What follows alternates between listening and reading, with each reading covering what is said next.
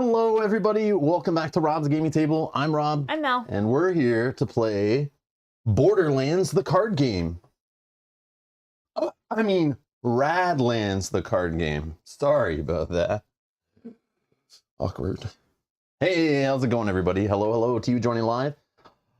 I think this is the last game we have scheduled right now for the competitive games that I had basically listed in a spreadsheet that I wanted to kind of all play at once and like just keep jumping to the next one and try them all out just for fun, get in that competitive mode, jump back in after all the cooperative campaigns and, you know, cooperative story games and even the like, I don't even know. Yeah, just those kind of games, legacy games, whatever. I just want to do some one-off quick shot co-op or competitive games. And I was like, wait, you know what? Let's switch the basement studio up for competitive games. Let's sort the spreadsheet of all the games we brought back from Gen Con. And like, I realized there's a theme here. Like most of the ones we grabbed, we purchased or got from publishers or we're super interested in, were all like competitive games. Which was weird. Yeah, most of them were. Not all. Maybe half. Half, yeah. So you guys would have seen that in our Gen Con unboxing. And I was like, you know what? Like, let's have Kyle get involved. Let's play some two-player games. Let's flip the table around. Let's set up the stream different. Let's just play all these like the same way we do when we played competitive games before. But then I realized we don't do it very often, and we used to. Our channel used to be very heavily focused on the competitive tournament, like card games and head-to-head games and head-to-head board games and stuff like that. And I was like, you know what? I want to go nostalgic with it. Let's get back into it. You know. Competitive games right now are kind of picking up steam. It seemed like it was quite a few of them at Gen Con, quite a few great ones coming out over the last couple of years and some coming out in the near future. So I was like, all right, let's do it. So we did Marvel Dice Throne, we did Soulforge Fusion, we got Radlands tonight, we did Sorcerer, we did Summoner Wars. I don't know. That's it, I think. Yeah, I don't know. There's a whole bunch. And yeah, so it's been fun to like kind of cleanse the palate, go back to kind of our roots and play some competitive games. The only one I feel kind of like I didn't get to, but it's more that I spent like a year and a half like so deep in it. I came up for air and kind of never went back under. Was Keyforge, and it's back on GameFound right now. It's being funded. I backed it. Hopefully get a deck with my name on it. Cool. I don't know. That's awesome. It's been a dream of mine. And so yeah, so I'm looking forward to Keyforge coming back, and I debated on scheduling it in, but I kind of, now that we played a whole bunch of these, it's like, I know Keyforge, and if like you don't know Keyforge, you don't need me to play it. There's like, we've like looked and we did 100 Keyforge videos, tournaments. There's like tons of channels out there dedicated to Keyforge.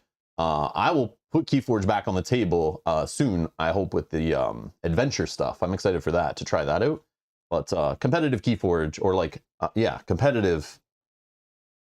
Yeah, because I don't mean like tournament competitive. I mean like head-to-head Keyforge. It's like there's so much coverage out there. You don't need like me to show you that game. Yeah, there's easy ways to do the research on it. So I just wasn't like, oh man, let's get a Keyforge video. But I got messages like, where's Keyforge in this list of competitive games you're playing?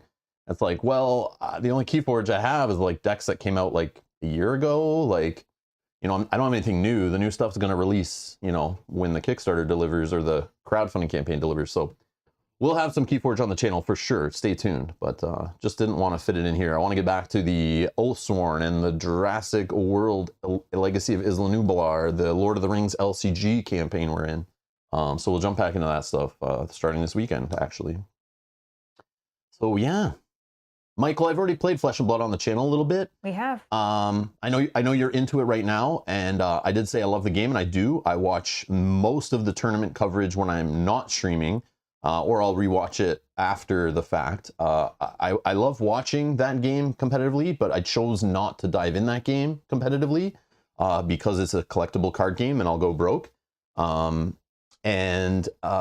Yeah, so I played games like that before. I played collectible games, and I just choose to stay casual with that one. So I just buy all like the starter decks and buy from my local game store pre-built decks from the earlier sets and stuff. So Mel and I can play like kind of like the casual blitz mode mainly. And I do have some classic constructed decks, but they're basically, it's not commoner. Like we do have some rares and stuff in our decks, but I have not bought a single booster pack for that game, and but I love it. I love playing the game even at a casual kind of blitz or classic constructed with like starter decks, you know, like I still love playing that game, and then that helps me understand it. So when they do have like, you know, world tournaments or whatever, what do they call that series they were just doing? Like the Pro Tour, I guess. For example, that they just streamed from France, I think it was. I believe it was from France. Yeah, I watched that whole thing and was like following it along, understood everything, just had to look up a couple cards. But yeah, I still follow Flesh and Blood. Like whenever they do a big tournament and stuff and a new set comes out, I kind of look into it. But I just don't have the time to go collect that game, spend hundreds of dollars every set, and go travel to stores and try to chase down rares and legendaries and majestics and stuff, and buy equipment that costs like $200 a card. Just not what I'm getting into right now. But I do love Flesh and Blood. And we did a stream just kind of highlighting it, showing the game off to like our board game, casual card game kind of audience. So that's already been done. And you can find my impressions of it and us playing around with it, but I'm not going to do like up-to-date footage and kind of live in that lifestyle game. So there are channels that cover it, Michael, that you can find. But yeah, it's hard to fit like competitive card games and like really dive into a competitive card game and still play other games casually and stuff. So like when I was focused like basically 100% on card game tournaments on the channel, we'd only play board games on the channel like once every 3 months, maybe once every 6. We get together one weekend, do a stream or a film it, and that was it. And then we kind of like slowly changed that to go mainly all board gaming and card gaming, like closed environment card gaming, like Radlands. And I just dabble in the collectible ones. And you don't have to go all in. I learned that. I remember doing that with Pokemon with my daughter when she was getting into it. We would just play with the starter decks. They used to sell these starter decks that were balanced to play against each other. And I used to just buy all those. And we'd sit there and be able to choose, and we'd draft them and then play and do little tournaments and stuff. And eventually started buying our booster packs and started upgrading the decks and stuff. But we didn't go crazy going to stores and playing competitively or anything. But yeah, all those games can get really expensive when you start living in the lifestyle of those games. Like you have to live, eat, and breathe them, or else, you know, you miss out on half the like enjoyment. But you can play those games casually on your kitchen table. There's an audience in each one of those. There's a format like commoner for each one of those. But yeah, so yeah, that's my story there on Flesh and Blood. But yes, I know where you're going through, Michael. You're just experiencing it. You're just finding out about it. You're getting in. Yeah, good luck down that rabbit hole, my friend. Yeah, you'll get nuts with that game. It really pulled me into. I got crazy with it for a bit. I was like, I must understand this game. It's so weird and so different. Anyways, all right. So we're here to play Radlands. This is published by Roxley Games. Full disclosure, we purchased this game. We purchased this game ourselves with the funds from awesome people like these. Thank you for supporting the channel, allowing me to do this full time, allowing Mal to join me, allowing us to keep doing it, and you know, have a reason to keep jamming the games and sitting here on streams all the time with you guys. Thank you. Thank you. Thank you for the motivation. Thank you for the support. Thanks for helping us grow, buying cameras, audio equipment, traveling to conventions, buying deluxe versions of games, Kickstarters, all that kind of stuff. You know. Paint equipment, painting stuff, all the stuff that costs money. Thank you. Thank you for supporting us so we can do this stuff as much as we do. Thank you. If you're interested in supporting the channel, links are in the video description. You can support through Patreon. You can click the join button down below. You can do a super chat, a super thanks. All these many ways. You can do one-off donations if you don't like to have Google or Patreon take a cut. You can let PayPal take a cut. Links are down below. So thank you for supporting us here. All the awesome people's names scrolling by, all the other people who just super chat every now and then. I know not everyone is like a producer or a supporter of the channel or whatever, but thank you everyone for your support. Much appreciated. I don't show you guys out enough, but yeah, I have to respect. I'm humbled, and without you guys, I would definitely wouldn't be sitting here tonight playing with you guys. I would be playing this game off stream, having a blast, but I do appreciate the support and yeah, keeping us going. So thank you. We did get a new member. Yes, we did. I did see that. Yes. Well, we weren't streaming. Well, we weren't streaming. Which is rare. Hajdam, all one word. Hajdam. Thank you so much for becoming a producer by clicking the join button down below. Maybe I can make it pop after the fact. I can sometimes. I know they're not probably watching, or maybe not. Maybe they'll see it later. Yeah, I don't see it. They do it when we're not live. It doesn't like like archive it. But I did see it in the chat when we started, which is cool. Thank you so much. I put them in the Thank you, credits already. You'll see their names go by. Beautiful. Yeah, Thank you. They're now part of the elite. We appreciate you Yes, guys very thank much. you. Thank you. Our marketing manager, I mean, random unknown fan in the chat named Dan Roberts. As a supporter of this channel, I approve this purchase. And thanks for calling me an awesome person. I was generalizing, kind of, because, you know, it's harder to just say, like, thank you to all these awesome people and a few bad apples. It just doesn't roll off the tongue as easy. So I'll just say these awesome people and a few trolls mixed in there, you know? I don't like to kind of point that out, because then if I say some of these are trolls, then it kind of opens the door that, like, I'm cool with trolls getting in here and you know, but I mean, you support me, so I got to kind of look the other way and pretend I like you, Dan Roberts, and, you know, all that kind of stuff. Awkward. Matthew has a question and says, I've always meant to ask Rob, but what's the difference between a producer and a supporter? So, great question. Supporter is probably going away soon. I've been thinking about it. I've always wanted to do it. I don't know why I did it.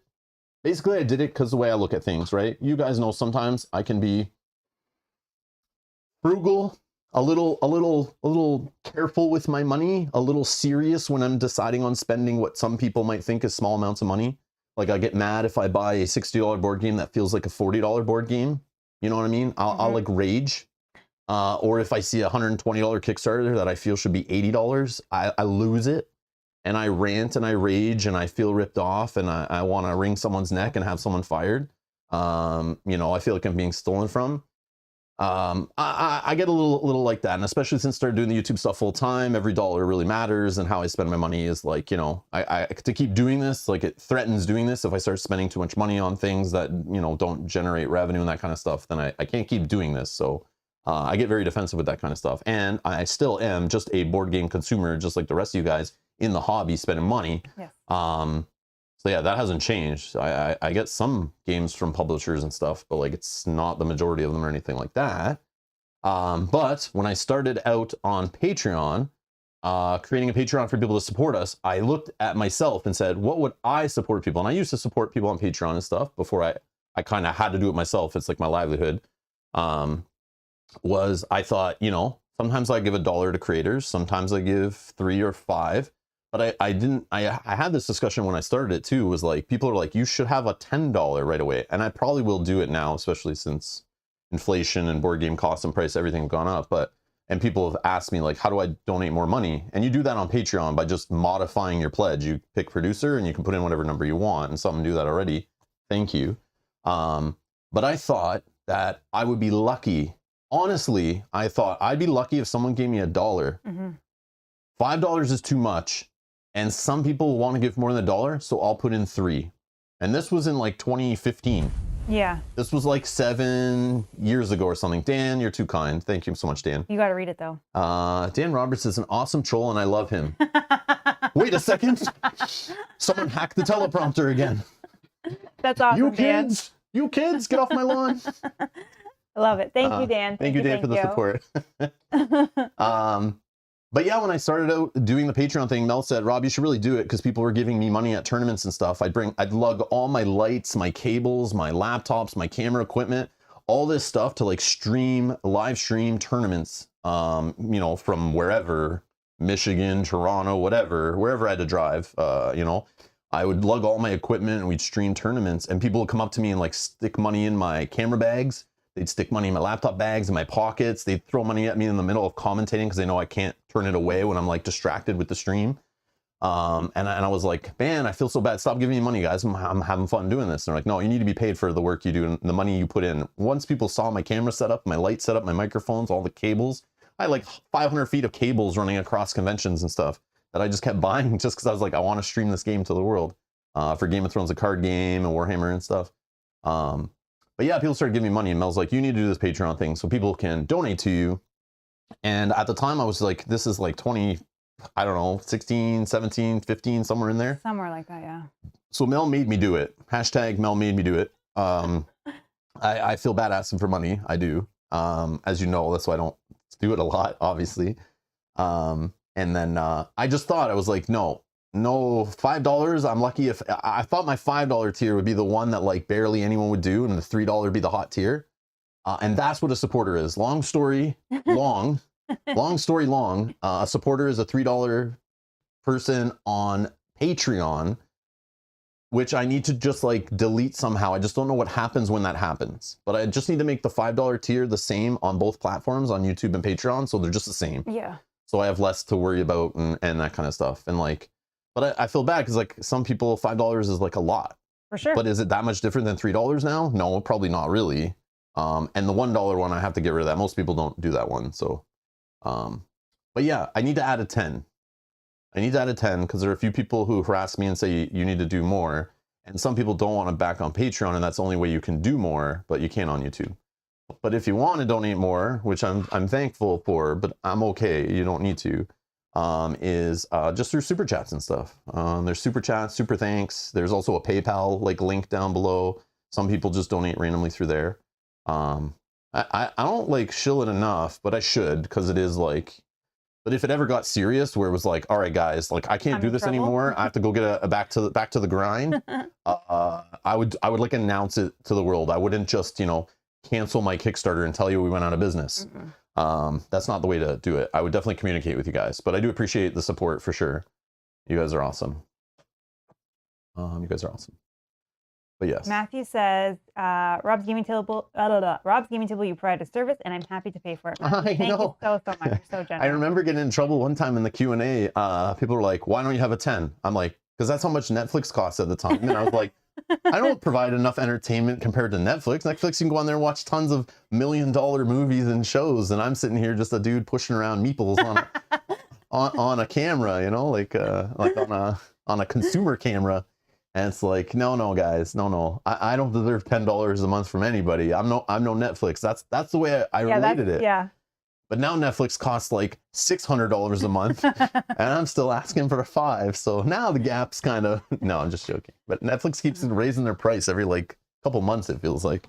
But yeah, I'll do a $10 tier soon and get rid of the 3 and the 1. I just need to, I don't know how to do it without like, you know, I'll just message the few people that are still supporters, and yeah. But anyway, and Billy, that's what I got in trouble for before. People were like, get the hell out of here, Rob, like we spend way more time on your channel than that crappy Netflix and stuff like that. And I was like, yeah, I shouldn't do it that way, but that's the way I was doing it. Yeah, it's silly. I know, but thank you guys. You guys are humbling me. Hopefully you can't see my face turning red on the stream. That's just the white balance being weird. Awkward. Jim says, I must say, Mel is the best gamer wife, and Rob is so lucky to have her. Jim, thank you. Thank you so much. I appreciate that. Jim, yeah, thanks, Jim. Thank you. Okay. Brian says, your content's already more expensive than Netflix.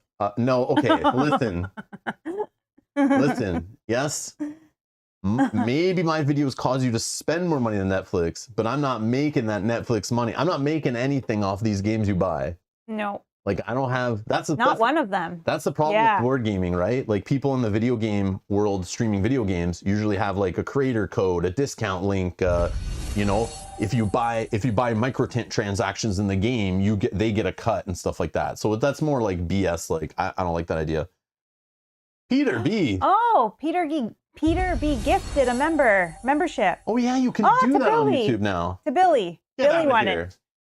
Peter, that is so awesome. We've never seen that happen before. Peter, thank you so much. I got an email about them doing that on here. We used to get those on Twitch. But yeah, YouTube has now added gifted memberships. I totally forgot that we had that. And Billy was the recipient of that. So Billy, please thank Peter for gifting you a membership. You know, thanks for supporting the channel. That's so awesome. Peter, thank you so much. That's so cool. That's a thing. I forgot that's a thing. We've never seen that happen before. That was so cool. Yeah, that is cool. And it's random, Oh, right? Billy says, thank you for the gift. I got an email and it freaked me out and now has a die beside his name. That is so cool. Billy, Peter B is stalking you and he's in your bushes. And here's the gift. That is cool. What's happening? That's cool. That's cool. Thank you, Peter. Thank you, Peter. I was going to say, like, that's another alternative. If I, you know, even if I don't do the $10 tier, it's like, you want to do $5 more a month, you just gift a membership, because then that goes to someone else. Yeah, that was so cool. Yeah, that's really cool. That's like heartwarming. I love how that just like popped up like that too. I was like, what is this? And I'm yeah. like, wait a second. Yeah, I got an email about that being active on the channel like months ago. And I was like, oh, that's cool. I guess people will use it maybe. I don't know. I forgot about that. But yeah, that's cool. Thank you, Peter, for being our first member to gift a membership. Yeah, that was so cool. Awesome.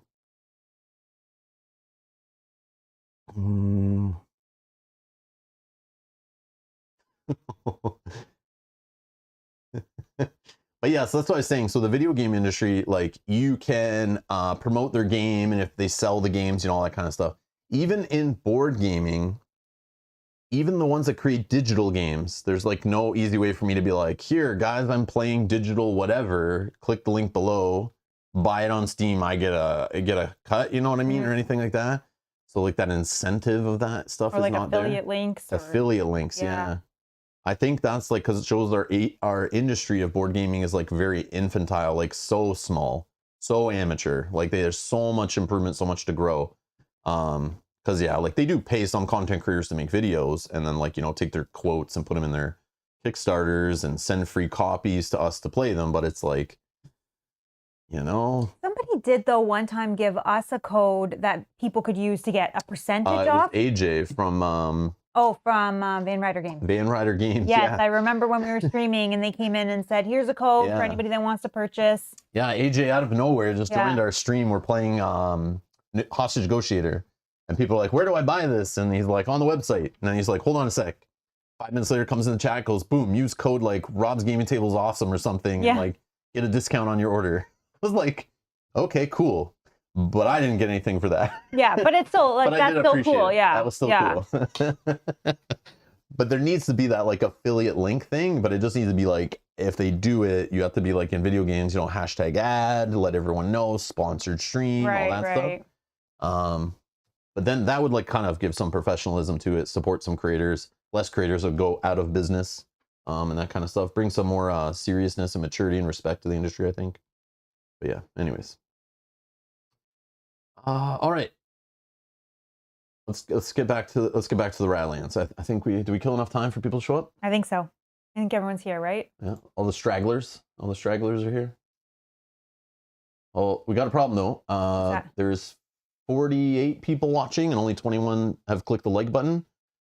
So I don't know why haters sit here and watch the stream and don't like it. If you don't like it, go watch another stream. Like, it doesn't make sense to me, right? Are you that late? You clicked on the link to get here. You can't do one more click on that little thumbs up button? That helps more than you know. You guys. I'm just joking. Yeah, that's free. Yeah. That's free. So that helps the channel a lot. It helps YouTube like promote videos and stuff. I do appreciate it. All right.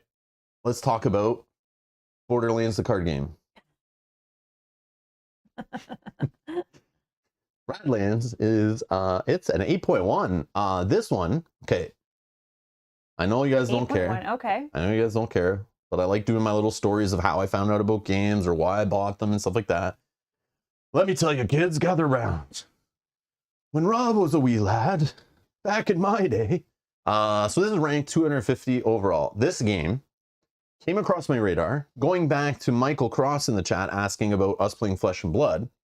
I always have my ear to the ground for the collectible card games. That's how I know about Soulforge Fusion right away, and I see it on Kickstarter.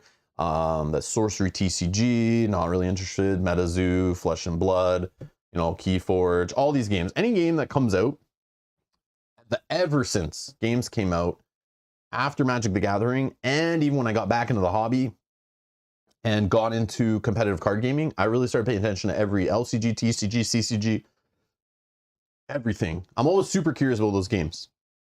Always interested, even from a third-party view, of seeing if something can battle and kind of pull people's attention away from Pokemon and like Magic the Gathering and kind of challenge them and stuff like that. I'm always interested. I always root for the little guy, right? Yeah. What's with this? I see. Wrong? Yeah, there is. Oh, I see. Yeah, I don't know what's going on there. I didn't see that. All right. But yeah, So I'm always rooting for the little guy, always rooting for these kind of card games. And I'm in like some of the subreddits, Facebook groups of some of these card games because I dabbled in them or I was interested in following them when they came out and stuff like that. But one game that I always saw mentioned in those like subreddits, forums, anytime someone's saying, I'm getting out of Magic the Gathering, I want to find a game that's not so expensive, or I want to still get that feel, but not like break the bank or not have to spend so much time keeping up with the meta. And Keyforge was one of those that people said was like, yeah, there's still like kind of a meta, but like literally you can just come in, buy a deck or a handful of decks, pick one, bring it to a tournament, play it till it gets chains on it, try a different deck, you know, new set comes out, buy one deck. Literally you have the updated cards, but you still could always play past ones. You could literally in Keyforge buy one deck that the first day the game launched and still play that deck at tournaments today, assuming it didn't win like a bunch of tournaments and get chains put on it and it got nerfed into the ground with reduced card draw. But this game started showing up, I guess it came out last year, 2021, according to on the screen there. But I started seeing this theme of people mentioning Radlands. I'd be in like a Flesh and Blood forum. People are like, yeah, you got to try, guys, you got to try Radlands. Or I'm in the board game forums and people are like, I'm a former Magic the Gathering player. I didn't realize there were so many board games out there. I gotten hooked, but I miss Magic. I miss Pokemon. I miss, you know, whatever, Final Fantasy TCG, whatever. And they're like, I'm kind of looking for a game that I can play like that, but it's like a board game and I don't have to expand it really. Like maybe it has a couple expansions. And in the past, you'd hear games mentioned like, what's that one from Plaid Hat? The, with the dice, wow, can't remember all the names of them, but you guys know. Oh, somebody will say in the chat. What's the one from Plaid Hat Games that has the dice and it's like a kind of expandable game? Anyways, I always forget the name of it. It's probably a forgettable name. That's the problem. And I've never really played it, but whatever that game is, that one I see mentioned before in the past. Ashes. Ashes, that's it. Ashes Reborn. Yeah. Ashes originally, but Ashes Reborn is now this like revised edition, right? But I used to see that game mentioned. There's a couple others that people would mention who are like, if you're in the board game hobby, yeah, they're Ashes. It's like that delay. I'm like awkwardly waiting for the chat to catch up to what I'm saying. But yeah, Ashes Reborn, if you're looking for the newer stuff. But lately, in the last like 6 months to 8 months, I kept seeing Radlands mentioned all the time. I was always curious whenever I see a post going, hey guys, like I'm new to board gaming. I just got out of Magic, sold my collection. I bought like 10 board games. I'm having a fun, but I missed Magic. Like, what do you guys do for that kind of fix? And I always click to see what someone says, and I always find Radlands, one of the most thumbs up or upvoted or most recommended things. And just because of that, I was like, I have to check this game out. And there were a few people in the chat that would mention it. I already owned it at the time, but I didn't want to say it because I wasn't sure if I was going to play it on stream or not. Yeah, because we hadn't played it yet. Yeah, but I didn't know if I was even going to play it on stream. I just bought it because it was so cheap at my local game store. I threw it on an order to get the free shipping and just kind of had it sitting there, kind of collecting dust to whenever Mel and I found the time to play a 2-player card game off stream. But we'd always like gravitate towards playing the LCGs and stuff off stream or board games with family and stuff off stream. Radlands didn't fit because it was only 2-player and we'd be playing with our daughter. We'd be going to family, friends' houses, playing with 4 or 5 players in games and stuff. So I was sitting on it and I researched the game. I read the rules. I understood it right away. We watched like, videos and everything. Yeah, I knew exactly what the game was. I didn't need to play it to know like, oh, okay, it is basically like a CCG, like many of the tens and tens of them I've played, right? Over the years. But then I was like, we bought the cheap version and I was like, we need mats. I refuse to play this game until we get the mats because like Flesh and Blood and like, what did we play? Soulforge Fusion. It like kind of has lanes and spots for your deck and spots for special cards. And it just looks cleaner when you have it organized. Try playing Flesh and Blood without a mat. You're crazy. Playing Soulforge Fusion without a mat. I don't know if there's a person that does that. And if you are, I don't know what you're doing. You need mats. And don't play on paper mats either. No, but if you have to, you have to. But anyways, I could tell Radlands, the cheap version didn't come with mats, but they sold player mats. Of course, none of the retailers I could find in Canada at the time had them. So I went on Roxley's website. And of course, shipping from the US to Canada with customs and duties and all that kind of stuff. I was looking at 2 play mats, which we usually in Canada can buy play mats for like 20, 25 bucks kind of thing, for normal game mats. And they were like, I don't remember. It was almost $100, I think. Yeah, it was like basically just 2 mats. 50 bucks a mat because of shipping and stuff. It was bad. And I was like, I can't spend $100 on 2 play mats. No. I have basically a room with hundreds of play mats, not hundreds, but it feels like it, from all the mats we won at tournaments, bought when games came out. I have so many play mats, it's crazy. But I wanted these ones for the game. And we were at Gen Con, and Roxley's booth had the deluxe version. So, Radlands. Radlands is the game so nice, I had to buy it twice. Mutton Chop also did say, I bought 2 copies of Radlands because I love it so much. So Yeah. we're not the only one that has bought it twice. I have 2 copies of Radlands.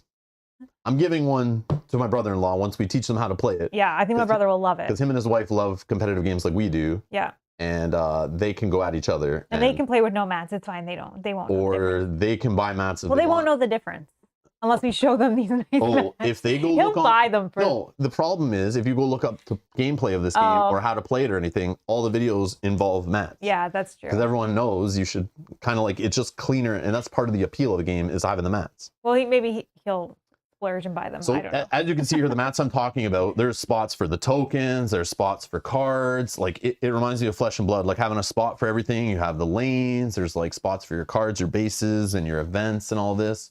And they look sick. I right? love these mats. If you love that like 80s synth wave, like kind of retro punk kind of vibe, that's what this game is themed like. Straight up, like got that Borderlands look. Like even look at the card backs, it's like straight up. Oh, that same thing. Yeah, I know. I'll That- fix okay. it. Yeah, I just didn't want to break my Nope. thought. but- Sorry. Jonathan, hello. Oh, hello. Yeah, I don't All know. that frugal talk Rob did goes out the window, LOL. No, but No, we're going to give one to my brother. So you it's don't fine. you don't understand how cheap this one is. Yeah, that one is not expensive. I'm gonna look it up right now. I'm gonna show you. Yeah. I was like blown away how cheap it was. I was like, it's an impulse buy, and I even did my research. I was like, this game looks amazing, but I want to still try it. So I just bought this cheap one. It was the only one our store had, so I just did. But then as soon as like I opened it up, we started dabbling with it. I was like, no, I want the mat smell. Let's buy the mats. Yeah. And then we went to buy them. I was like, nope, I'm just gonna see if I can pick up the mats at a convention. So I had the mats on my Gen Con hunt list. And then when we went by Roxley's booth, they didn't have the mats. They had the whole deluxe Yeah, you couldn't Kickstarter buy edition. the mats by themselves there. Yeah, which was Which was unfortunate. strange. I wish they had those. Usually we do that. Every time we go to Origins or Gen Con, we have a list of games we like play a lot. And I'm like, I want to get the mat there if it's there. Because it's cheaper to buy it at the convention right from them. Yeah. Sometimes they have deals on them and stuff. And it's much easier just to pick them straight up from them. I have to say too, when we were at Gen Con, Roxley's booth was popping. It was like so busy all the time. So small though too. Yeah, but it was constantly busy, which was great for them. I don't know if it so like Canada, I'm looking, it's just like a $22-ish game. I'm assuming that is the base one, but I couldn't find a listing for all the different versions because I don't think you can get the other ones at retail. I don't think you can get the But deluxe. literally the little box at retail, this little box is like less than 20 bucks or like around 20 bucks. And if you like, that is the price point where it's like, go try it. Like, don't even research. Just go support your local game store, buy a copy, play it. You don't like it, give it away to somebody. If I do like it, then I spend extra on the mats. Not that bad if the mats were affordable in Canada. If you're in the US, buying the mats probably on Roxy's website, probably you get free shipping, you get a discount code because you're in the US, blah, blah, blah. Like it's, yeah, man, it's always, damn Americans. Damn you Americans and your better shipping rates. Just kidding. Yeah, so it's super cheap. So I didn't care about buying it and possibly rebuying. I didn't think I was going to rebuy it. I just thought I'd buy the mats later. But I didn't look into the price of the mats at first. I just bought the game thinking I'll buy the mats later. But they had the deluxe version at Gen Con, like around $100 or something. I was like, well, that's what we're going to pay for the mats. We're standing here. We'll get it. But you also get an insert. It does take up more space, obviously. But the mats actually fit inside. And it has its own little box. So if you do want to take it portable, you just grab this. And it comes with a little holder for all the cards in here. But that's not the best part, okay? Anyone who's here right now who's never heard of Chip Theory Games, it's a little addiction I have. Chip Theory Games makes all of their games with neoprene instead of cardboard boards. They're board games. They make all their cards with PVC plastic, which the deluxe version has, literally made from the same factory. I guarantee you. Did it smell the same? You know how I know? Because Mel just spoiled it. Sorry. It smells the same. Sorry. 100% I'm smelling Chip Theory cards right here. This is 100% made of the same materials and everything as the latest Chip Theory games, Burn Cycle, Cloud Spire, the new Too Many Bones printing stuff. This is exactly the same PVC plastic. Okay. Look at me. Look at me bending cards. They're pure plastic. You don't need to sleeve them. I like it in Chip Theory games, but you don't always need to be holding your hand of cards in those games, right? They're always usually just laying on the table. But in this game, you actually have a whole deck and you're drawing cards. Imagine you could play your CCG, TCG, competitive card game, living card game, whatever. And all the cards were that Chip Theory games, you know, quality. Pure plastic. That's the difference between this set just has regular, they're nice, paper cards. This set has PVC plastic cards. And this is when I heard this on one of our streams from Gen Con. Someone said it in the chat. I immediately was like, we need to get this. Yeah. And I think someone said in our Q&A and I was like, oh, I forgot about that part of it. But I remember at Gen Con, yeah, I looked it up, like, what is the difference? And it's got the Chip Theory PVC plastic cards instead of the cardboard tokens. And I know I'm usually one to say, who cares about the bling? But the mat's actually, like, it's part of the aesthetic of the game. Like when you have a lane-based competitive card game combat. Mutton Chop said it to us. Oh, okay. Oh, thank you. Yeah, I remember. Thank you. I remember that. I totally forgot. And I was like, oh my God, yes. But these little tokens, these are just cardboard tokens that come in the game. They're nice, thick cardboard that come in the cheap version. But compare that to, you know, plastic little, you know, I don't know what, little pucks. I don't know. They're like little tokens that are just beautiful. Yeah. You don't need them. Of course you don't need them. But in a game that is highly replayable, highly competitive, I always bling out my living card games and my collectible card games that I play on weekly nights, tournaments, whatever. I always go with my blinged out mat, my upgraded tokens I bought off Etsy, my nice looking card sleeves and stuff. It's just a thing that, like, it's the same way people, like, you know, play those free-to-play games, right? You play a free-to-play shooter game, racing game, whatever. You start buying little skins, getting your upgrades and all this to make your character look unique, and, you know, you bling yourself out, get your custom banners and all that kind of stuff. That's what I did in those card games too. I just loved feeling unique, like having my own cards, my upgraded components. It just felt clean and classy, and I loved it. And especially a lifestyle game when you're spending hours and hours every week focused on a single game, I had to make it nice. But at board games, when you're going to play them like once every so often and maybe play a game 5 times and never play it again, buying all the upgraded stuff off Kickstarter just seems like no value add, right?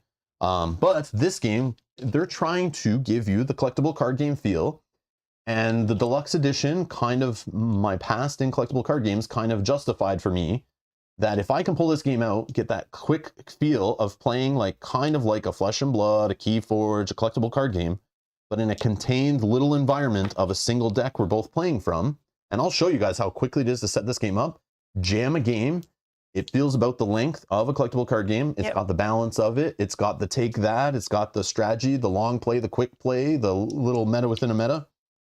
And yeah, so if you're going to be playing this game a ton, having actual tokens that aren't going to wear out, and anyone who's played like Arkham Horror LCG for years, you know, any Fantasy Flight Games game, those tokens start wearing out and you start looking for alternatives.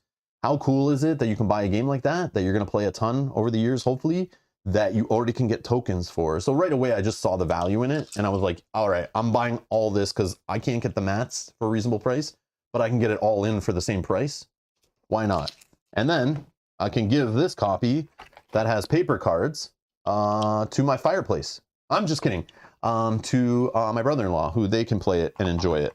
And if they like it, they can go upgrade or buy the other version and pay it forward, right? But yeah, such a cheap game to try to see if you even like it, which is cool. Dan had mentioned that this was a limited run, this deluxe, and they did 12,000 copies. And where's the number on it? He said his was number 375. Do we have a number on ours? I don't know. I don't. Dan, where do you find a number on it? How did you know that? Maybe this was like a printing for Gen Con. which was maybe different. Oh, maybe it's on the white box? No, I just glanced, but I didn't see any obvious dates. Yeah, maybe this is another printing they did for Gen Con, Dan. I don't know. Or for Maybe there convention was season. They had a whole pile of them, and I was like, okay, I'm in. It's the same price I would have paid to get Matt shipped to Canada. So mine was on the back. That's Wise Wizard. War Wizard, not Wise Wizard. I don't see it. I don't see it, but Oh, Sandy says they reprinted them. Mine doesn't have a number. Okay, so ours is from a reprint. I think you can get this on their website too. It's just, again, in Canada, the shipping, or outside of the US, probably shipping's should be on the lower left of on the back. Yep. So we don't have.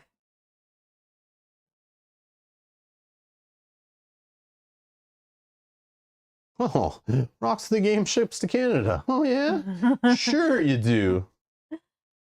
Just bend over and we'll show you how much you pay. Yeah, here's the hazmats. I was like, oh cool. Yeah, 34 Canadian, but the shipping's like another $30 or $40 for 2 play mats or something crazy. I think that's for one mat too. That is right? for one mat, I think. Yeah. Yeah, it's like, geez. Oh, this is a pair. Oh, maybe, yeah. Maybe it was like around $80 or something. Maybe something like that. I don't know. I don't remember. We still couldn't justify it. Yeah. So the deluxe is 81 Canadian. Maybe that's what, like, hold on. Yeah, maybe it wasn't. Oh, hold on. There's super deluxe. I think deluxe is without the play mats. It's just this white box that's inside our super deluxe box. Oh, with the tokens and the plastic. And they have the cards? super deluxe at Gen Con. Obviously, the super deluxe sold well enough and people are demanding it well enough that they're reprinting it and selling it on their website. So yeah, there you go. So you can buy it directly from them if your local game store doesn't have. And the deluxe version is 54 Canadian, but I can switch it to US for those who are in the US. And if you're not in the US or Canada, you got to convert it yourself. I'm sorry. It's too hard for me to click those buttons. Just kidding. Oh, yeah. So we probably didn't pay as much as we think we No. paid. I can't remember how much we paid. You know what? Because we probably bought other stuff on the same order and didn't realize how much we were spending. We did. We did. I probably just realized, like, I just spent $100 at Roxley's booth, and I don't even remember what it was. Yeah, because we did buy something else there. Yeah, Gen Con's a problem. All right. I could probably go back to my email. And the retail, I can't even click on it, but the retail sold out. It doesn't even show a price, but it's sold out in the US. But you can get it at any game store. Oh, any game store. Jimbo also says Target has them online deluxe. No way. Oh, there you go. Target's only in the US, FYI. Anyone who's, you know, don't get your hopes up, especially if you're in Canada. Target doesn't know how to expand internationally. They don't have bright people running that company. Radlands.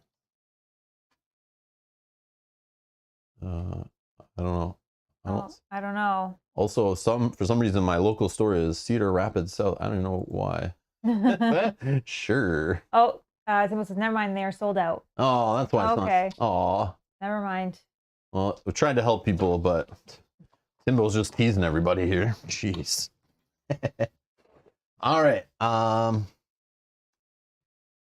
Yeah. So I just want to show that that's why we bought it twice. Long story long. That's why it is. I think we can get into how the game works now. I'll just throw this over here. So yeah, so this little box, I think, is the deluxe version that goes inside the super deluxe version that just has playmats, the only difference. But in the deluxe version, you still get these, and I think you still get the PVC cards and everything. But yeah.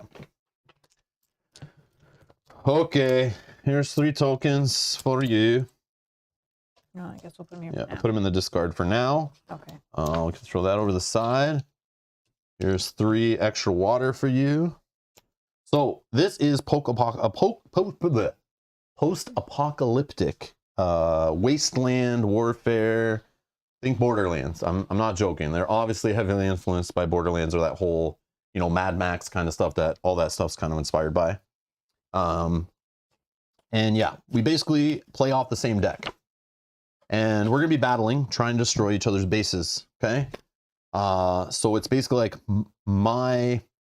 my gangs, or yeah, basically my factions and gangs, my people and their bases are trying to scavenge water out in the wastelands, but we're fighting over that water. So we have camps, and our camps, or bases or whatever, they're called camps, but you basically have 3 camps in the game, and they give you ones you can start with, but we're going to draft them. You draw 6 and you pick 3 you want to play with. So you have 3 lanes, okay, and you have these little bases here down at the bottom of your mat. And these bases, sorry, I keep calling them bases, these camps, once they're all damaged, you lose. So I'm trying to damage my opponent's camps, destroy their livelihood, take the water, survival of the fittest. You know, things are rough out here, okay? And in front of my camps, I can play people. So this card right here, the back of these cards, these are the player cards. This is a punk. This is a person. It's basically a weak weenie that's got 1 health. This game has minions. These are the minions. They're called punks. So you can have people, and punks are people too. Or you can have people like Vera Vosh here, who can be played in front, in the lanes, protecting your camps. Because generally your opponent can damage only something unprotected, and that just means something that is facing your opponent that they can hit without it being behind something else. So right now this camp is protected, this camp's protected, this camp is not protected because there is no one in front of it, okay? Now this card's protected because there's a person in front of this card, okay? So these are your people, and people can be damaged. Like I said, you can damage unprotected stuff. So if you damage a punk, it goes back on top of the deck. No one gets to look at it, okay? If you damage a person, they get exhausted and they're no longer ready, which means you can't use their ability.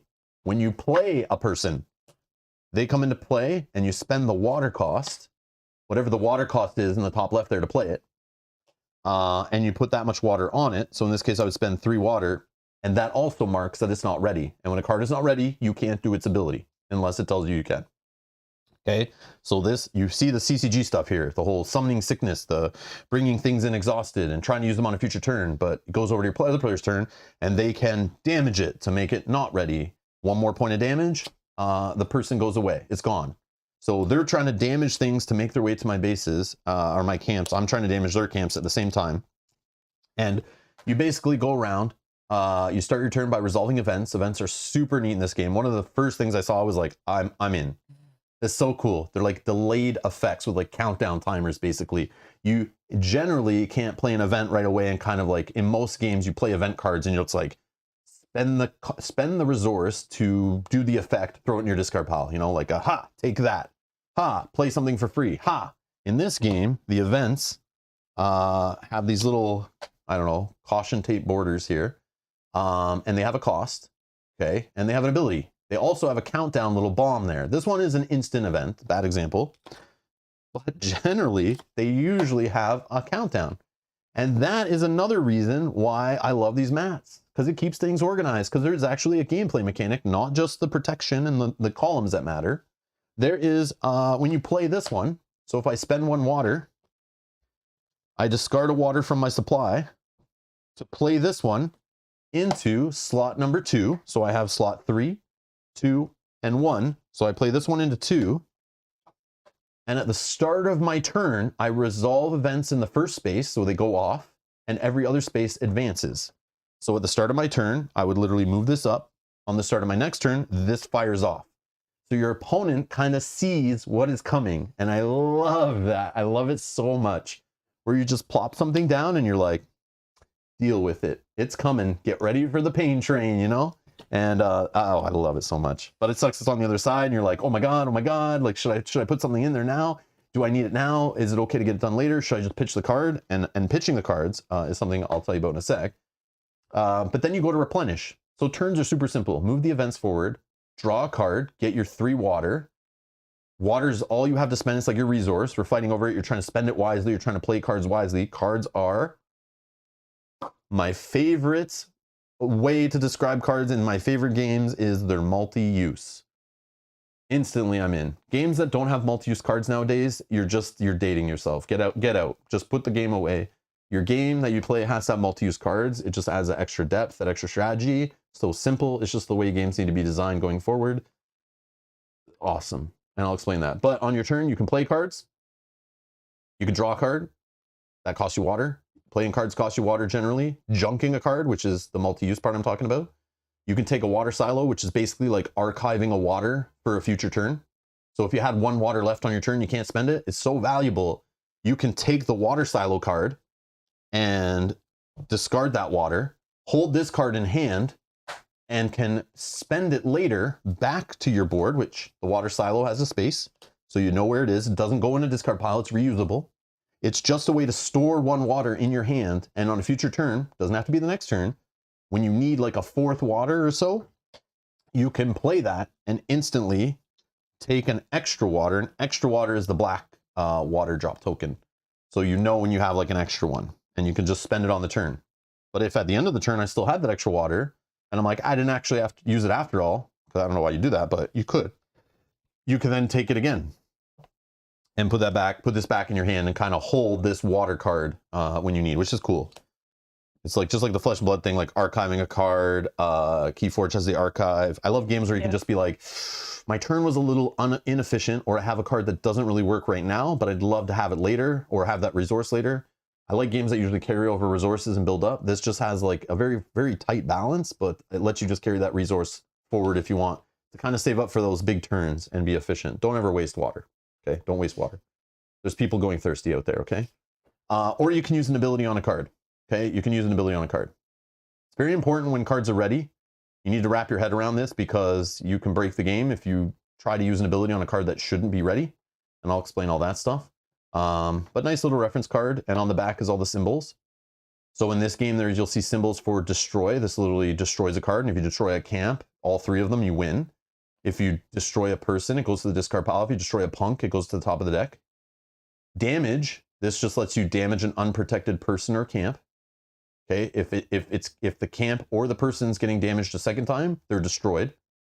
This is the same as damage, injure. This just means it only affects people, not camps.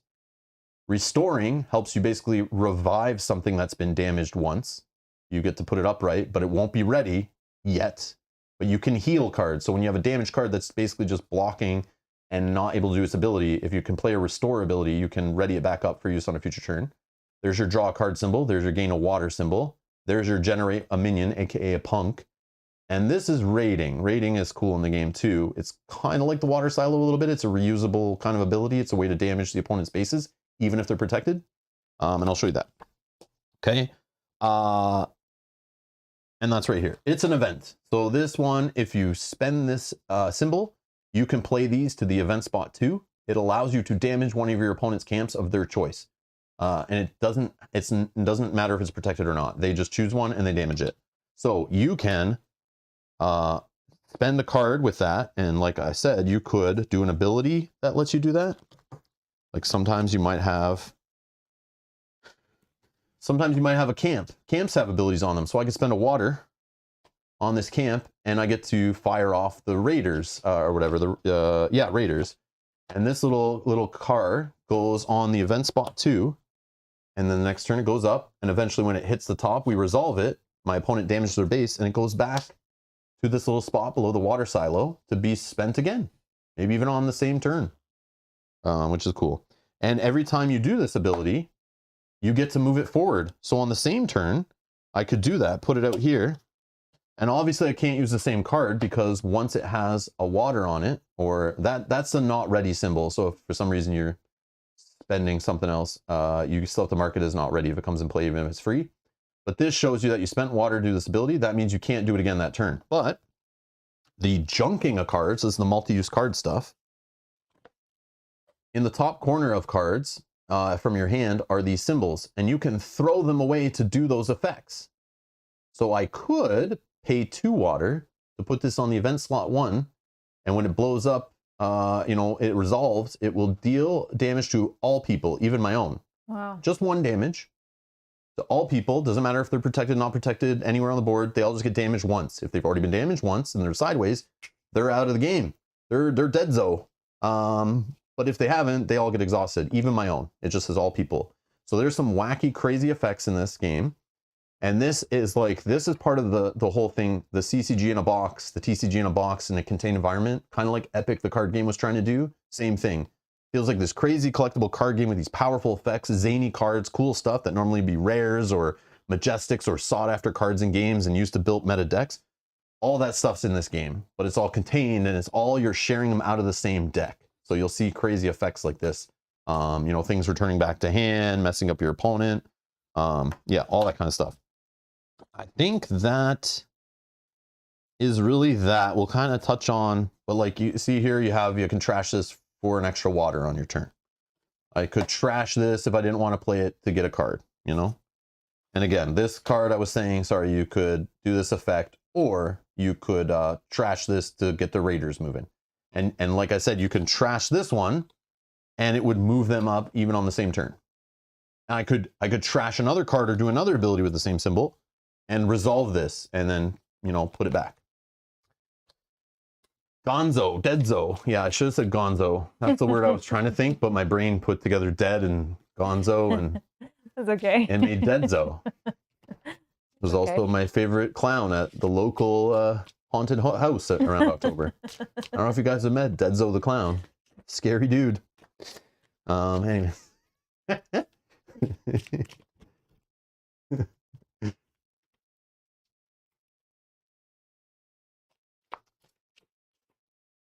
So, any questions? Anything I didn't cover, Mel? Do you think? No, I think it's pretty straightforward, and definitely as we go through, we can explain what we're doing, and I think you'll pick it up pretty quickly. Yeah, we're gonna do the full playthrough. Obviously, I should have said it right off the start. Explain the game, do a full playthrough, give our thoughts later. I already kind of spoiled that. You know, I like the game so much I bought it twice.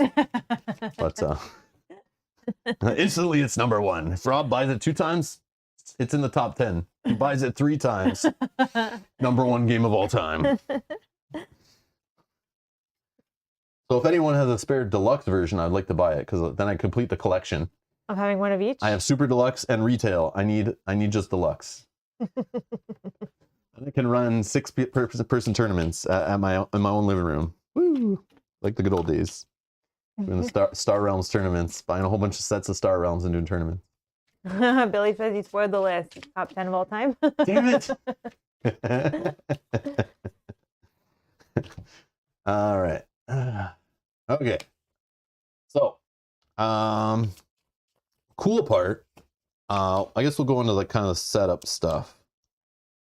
Yeah, because I guess I should go over the board. Let me go over my mat. Really quickly here. So I just have this reference card here. Don't really need it there. I can keep. I like it there. Oh, but yeah, okay. Yeah. Then I'll keep Might it be lower. confusing. But we have a spot for a silo, spot for those raiders. Your current water supply is basically the resources you have on a single turn. And to keep it very clean, again, if you're playing without the mats, there's all rules in the book on where to put things if you're playing with no mats. And there's even a page that describes where to put everything with mats. It's really neat. So they have like this page at the back, using the official play mat, how to store everything, how to use things, where to put things when you spend them and stuff. But at the beginning, they totally got you covered in all the rule books for where to put everything if you don't have play mats and where to store things between the players and stuff.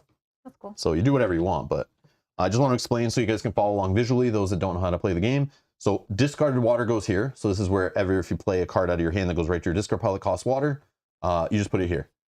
You can also on your turn draw a card which costs 2 water. So if you have 2 water left at the end of your turn, you don't know what to do with it, you can just draw a card instead of storing 1. If you have 3, that means you didn't do anything on your turn really. Maybe just played free cards or trash stuff. You could like get the water silo to store water for a future turn or draw a card. But you would just put that there. So you'd kind of have on the start of your turn 3 water generally. And then, you know, maybe I spend 2 because I don't really have much going on to draw a card. And then the last one, I store water, take the silo card. And they have the spot here so you don't accidentally discard this. It has a different back and everything. It has its own spot on the board, as do the raiders. Okay, they're their own thing too. So they have their own little place. And I like how everything has its own little place. To keep track of game state, very nice. Your extra water. These are the black ones. They have a spot there. And these are for if you ever need extra water over the 3, or you need to mark a card not ready that you paid like 0 water for. You can always flip this over just to mark the card not ready to keep a very clean board state. I swear the designers of the game are like tournament CCG players, I feel, because it's like everything about this with the mats is just clean, is how I would say it. It's just very organized, very clean. It's the way I expect to see my opponent and myself play at a tournament card game. And it's like, that is what this is all about in this mat and everything, which is neat. It's really easy to look over at your opponent's mat and know what's going on. Yeah. Back to setting up the game. We need our 3 camps. So by default, you shuffle them up. And there is, I don't even know, how many camps are there in the game to show how replayable it is. I don't know that it gave a number of components. 34 camps. 34 camps, and you only use 3 in a game. And you basically see 12 or each player only sees 6 because you privately look at 6 of them and pick 3. But in the rulebook, it gives you a balanced game of pick 3 for this player, pick these 3 for the other player, and it names them for when you're learning and trying to do a balanced game and you're figuring it out. I think there are more simple ones, and they also give each other the same cards. But on the camps, on a camp, it also gives you the amount of cards you're starting the game with. So there's a balance. Like you might have an ability on it. Look at this, free 1 and restores a card, but you only get 1 card at the beginning of the game off of this one. But you can tell the really powerful ones because they literally give you no card at the beginning. And some of them, there's ones that have 2 on them, I think. Oh, there's ones that have 3. Oh, I haven't seen it. I've not seen that, I don't think. Oh, but it destroys itself at the start of the game. So you start with extra cards, but you literally start with only 2 bases. Wow. That just blew my mind. Yeah, we haven't looked through these. So. Wow. I don't know that I would do that. Yeah, most of them have 1 card draw, but there's a ton with 0, and there's a handful with 2s, and the 3 I think is rare. So I'll shuffle them up. So there's a decision of not just what abilities you'd like on your camps, which changes game to game, might change your play style, and how you use your other cards. Because remember, with the multi-use cards, you might value a person's ability different or their trash effect different based on if you already have that ability kind of covered on a base or on a camp. So we'll deal out 6 each. And then you take a moment. I'll just throw these over here, I guess. I don't know. You can put these back in the box. You don't need them ever again. I don't think there's any that pull from them or anything. You can like recover a base. There are some abilities in base that help you like flip a base or a camp, flip a camp back over. I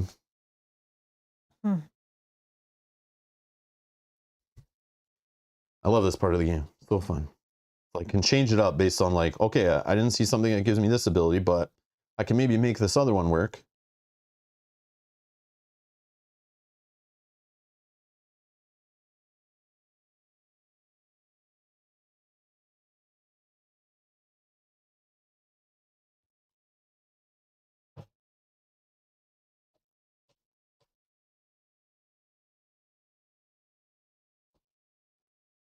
This is awesome. Those are the ones I did not choose. Yeah. So you just put them here as it does not matter. Okay. So you place them down. I don't think it matters because you just cover things as you want. Yeah. And then I've been shuffling this a bit, but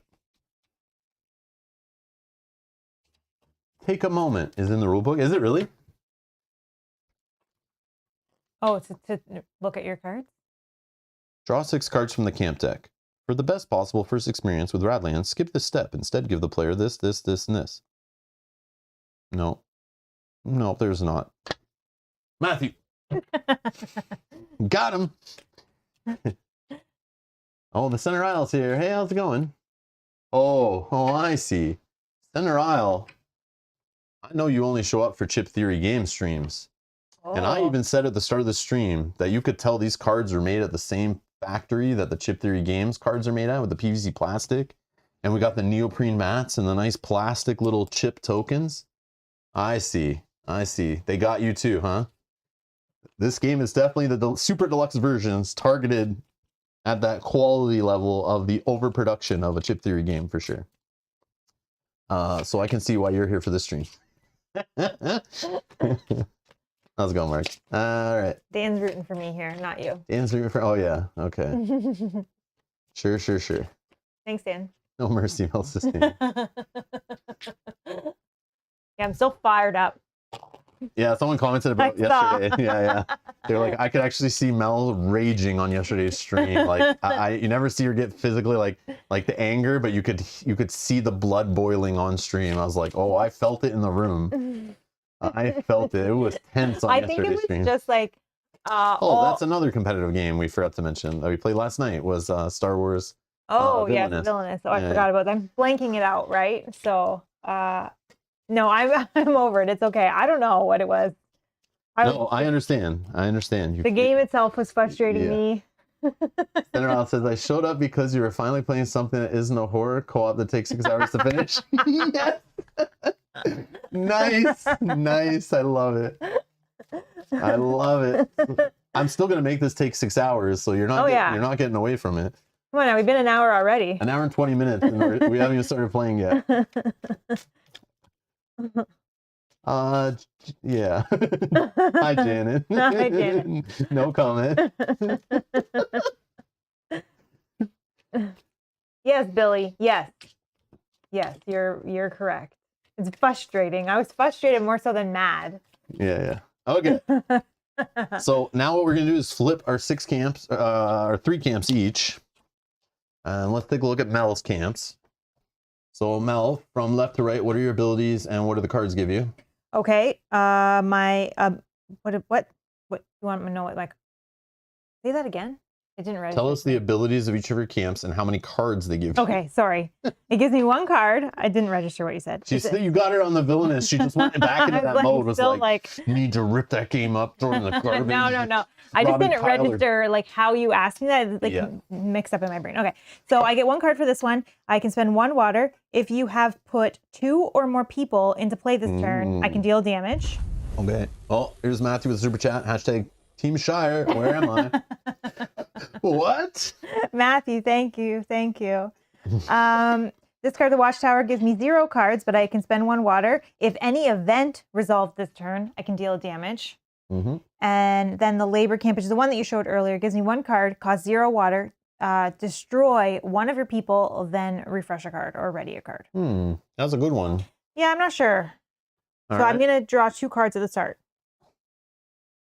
And on my side, I'm running the Garage, which gave me 0 cards, but it has an ability to put my Raiders out.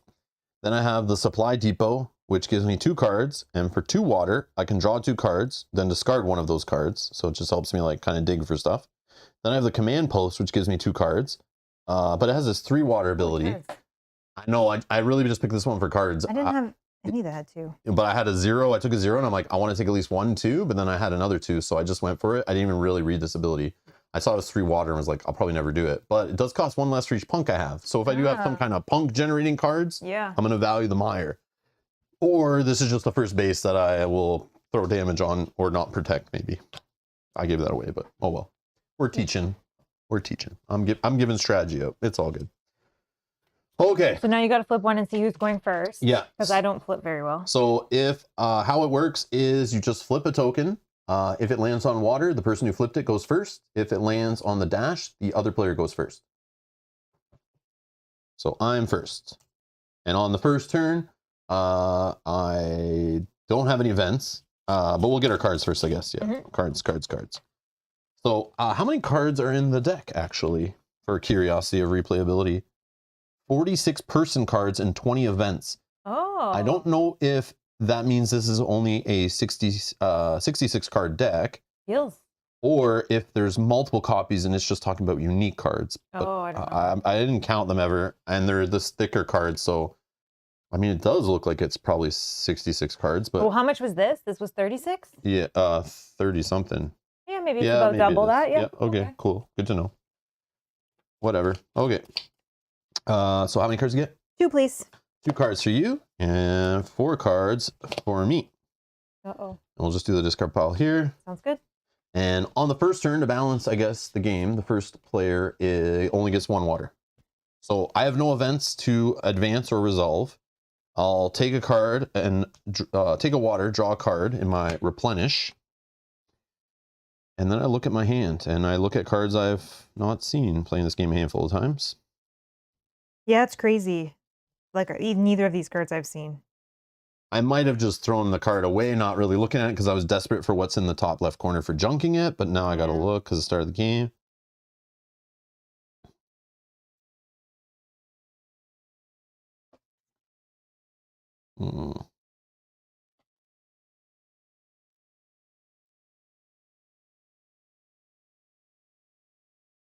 Well, I guess I will.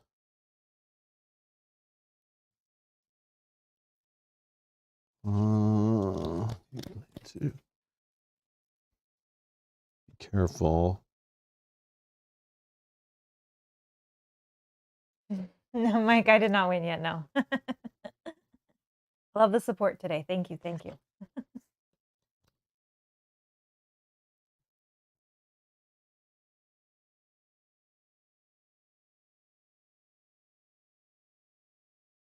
Okay, I'm going to spend a water to play the cult leader.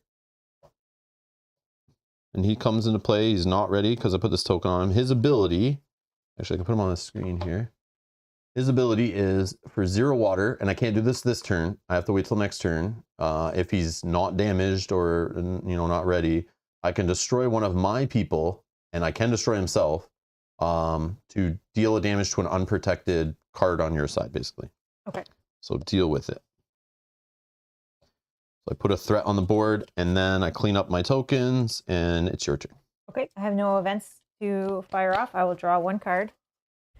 And I'll click. Yeah. Keep an eye on me. Make sure I don't misplay cards. I do love, I have to give a shout out. Any card that I've been confused about, or in any game we played I've been confused about, they have a nice little FAQ for any of the camps that kind of are a little weird, because there's a lot of like rule breaking stuff on the cards, obviously in a card game.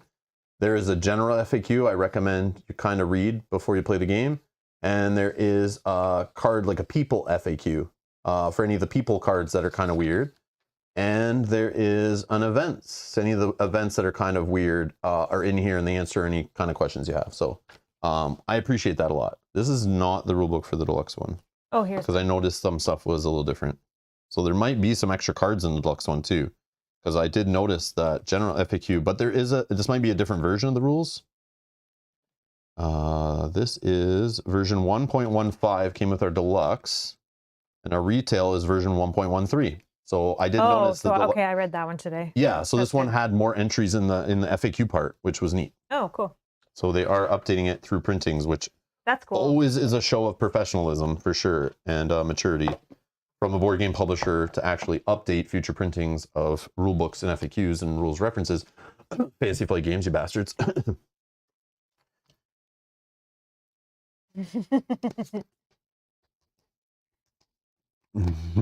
All righty. I'm going to spend 1 water. Yeah. And I'm going to play a mutant. I don't know if you want to. What's this guy? I don't know if we want to show all of them or what we're doing. But... Oh, he's beautiful. Yep. So, hey, you guys. For 0 water, I can damage and or ready a card, then damage this card. Good thing he comes into play not ready. Where's he going? Right here. No. Yeah, he's... no, he's going to go right here. And then I'm going to spend 1 for a repair bot. This one's fun. I'm going to spend 1 water for this one. And I can spend 2 water to ready a card. It's not ready. Repair, right? It's like restore. Restore is the word? So a damaged card you'd restore on play. Yeah, restore, sorry. But you don't have any to restore don't have, but, right now. Well, that's, yeah. That's I would not play this guy right now then. I would hold him for that effect. It's okay. No, I want him to go behind though, sorry. He's going to go like that. And then I will spend this water here. If you have put 2 or more people in play this turn, I will damage here. Because I don't like that. And you just exhaust the card to show it's damaged for a people. And the same with the camps. I forgot to show, but you exhaust the camp if it was damaged. And then when you destroy it by doing a second damage, you flip it over to the backside. That shows a destroyed camp. Okay. I am done. Okay. Clean up your tokens. I have no events to advance. I will draw a card and gain my 3 water now that I'm no longer on my first turn. Let's see what we drew into here.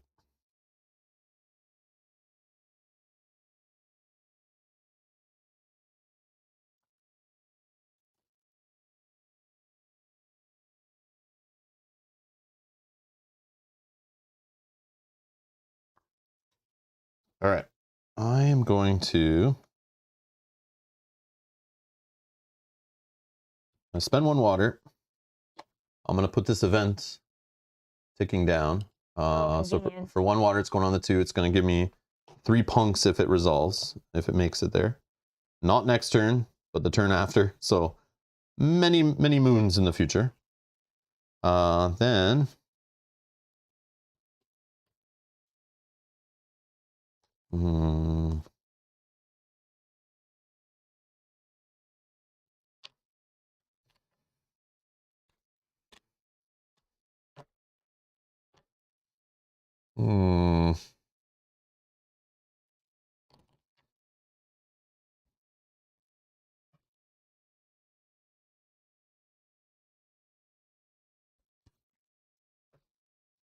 Gotta deal with that stuff.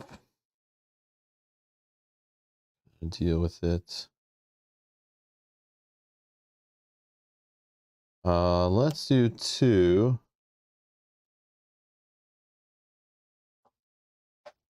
Play radiation, which will go off next turn to damage all people.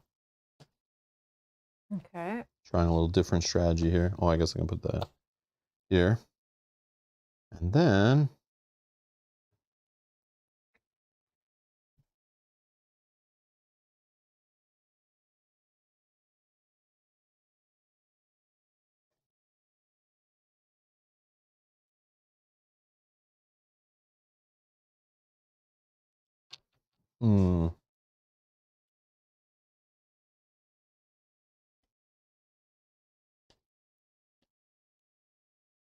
I think that...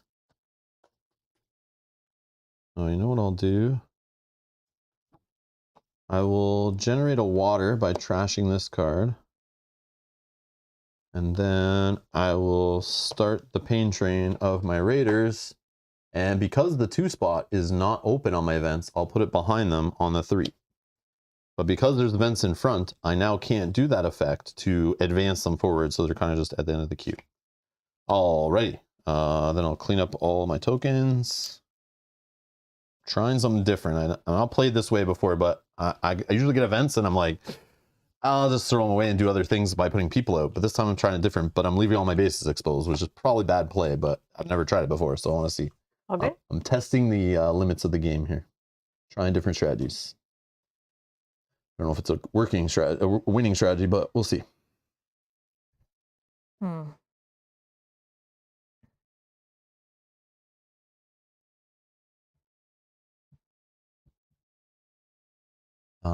Spaceship Lupo says, this is a quick to teach game. Well, I ranted for like 40 minutes. Yeah. I basically explained the game in like 10. Yeah. It's definitely an easy teach, yes. Yeah. It is easy to grasp, but then like all the different cards and strategies, it's like definitely replayable, pretty deep. It's really cool. It's really funny that Spaceship Blue also says, hit me with that affiliate link, Amazon affiliate link, which is so funny because we were talking about that earlier today. I have the US one, but it's like, I used to use it, but no one really clicked on it. I had a UK and a Canada one, but like nobody was really using them. So it would like email me saying like they'd expire and stuff. So I just kind of leave it, but yeah, I appreciate it. It's just funny because we were talking about that earlier. Yeah, I know. It's like, for some reason, yeah, no one really used them, but I know all you guys are buying those board games off Amazon. Whatever, it's all good. Thank you for supporting me through Patreon and YouTube. Much appreciated. Click that membership button down below or the super chat button if you want to support me here. That's the way you can support me. Or you can tip us for showing you games that might tickle your gaming itch.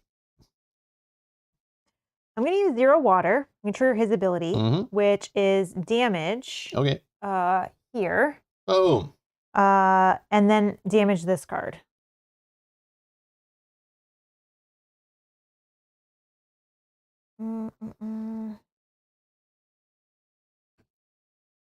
I'll just ready him. Not ready him. Or restore him. Sorry, restore. But when he's in my head, I he think is it's ready. not ready. Yes, restore and ready are 2 different words. Every other game calls that readying a card, but that is actually restoring a card in this game. Yeah. And they're not ready.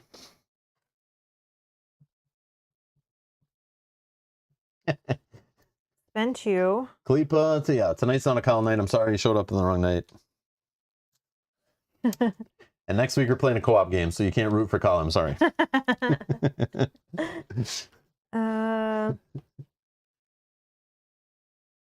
And then I guess I'll just take the yeah, I'll just take the water silo. Bad round, but it is what I What are you had. talking about? You damaged the camp. I haven't done anything. You're in the lead. Yeah.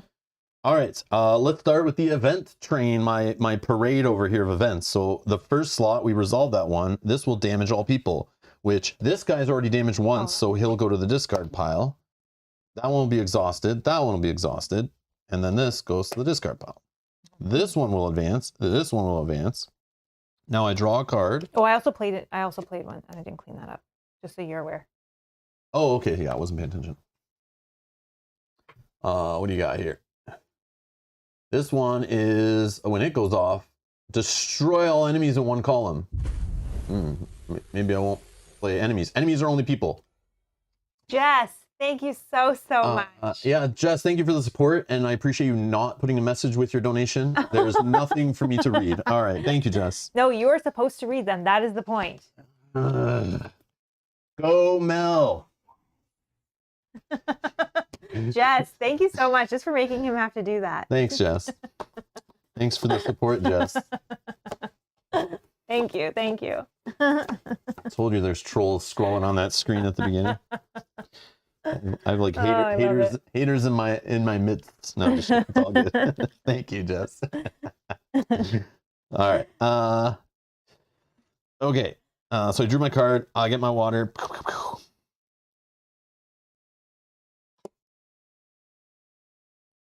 So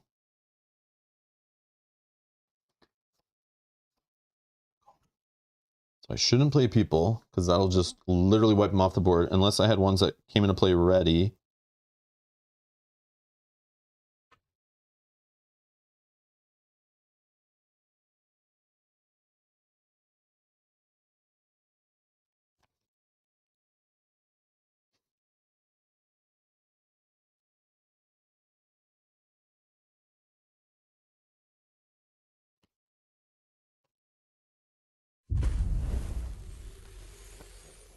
Angie, how's it going? Thank you. I'll be the one to back my boy Rob. Secretly roots for Mel. I mean, go Rob, get her.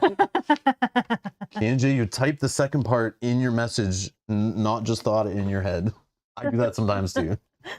Thank you so much. Thank you. I know you're secretly rooting for me. I hate that Kanji Studios. Thank you. I didn't mean to say that out loud either. Whoops. Sorry, my bad. Kanji, you're the greatest.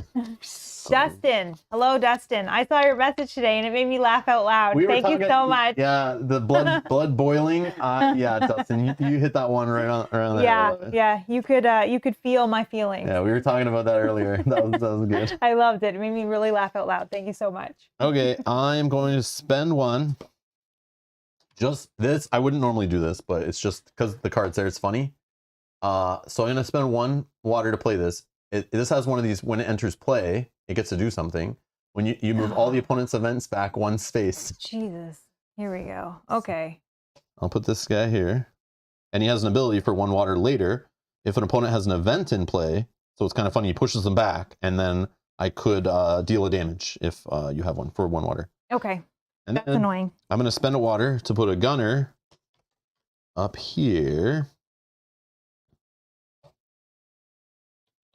Yeah, I shouldn't put them all in the same column if that's going to go off. Yeah, I'll put them here. And then this one, that doesn't make sense. I will just take the silo and store water. Okay, then I'll clean up all my little tokens. Okay. Go ahead. I'll move this back up. Draw card. The nuke. The napalm nuke. I love the art. I love the 80s colorful like art. The synth wave kind of like retro stuff. So cool.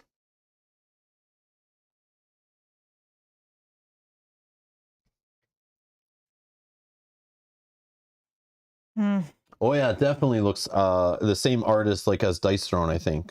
Yeah, it is like that kind of art, right? Yeah. I bet it's like the same artist that they use probably, but it does feel that. Yeah, you do feel that kind of art. Yeah, the art they use in that game too. I feel like it. Okay, I'm going to spend 2 water to draw a card.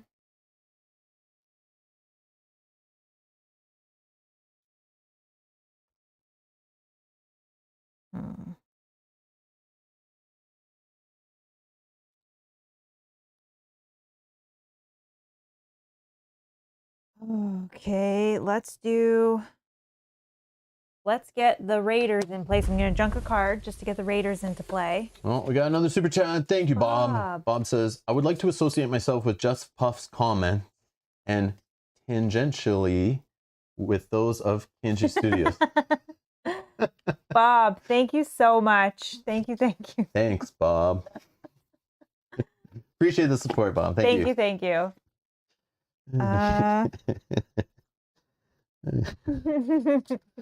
Okay. I'm just thinking, I think I have to do... junk some stuff, do some things.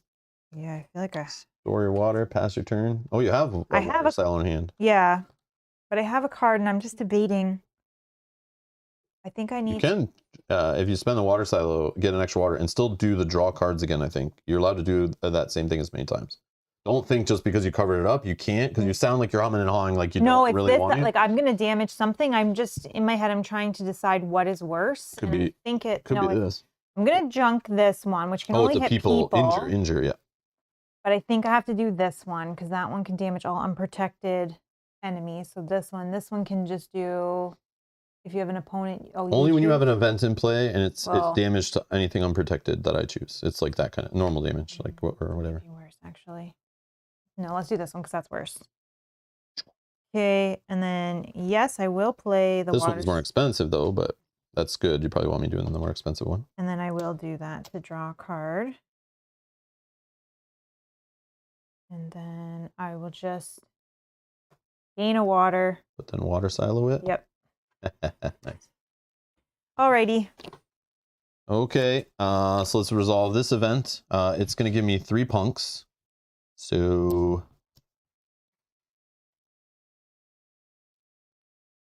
you're going to destroy all in one column. So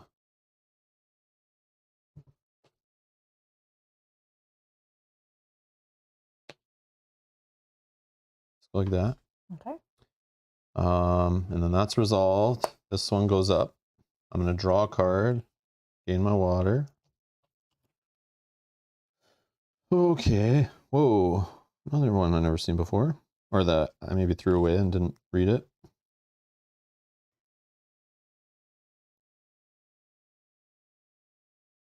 So.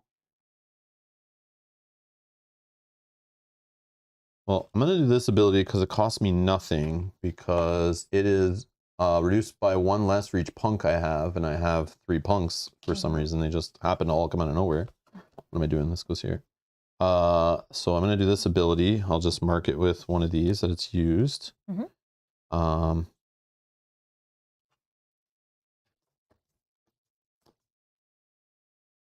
Destroy one of your people.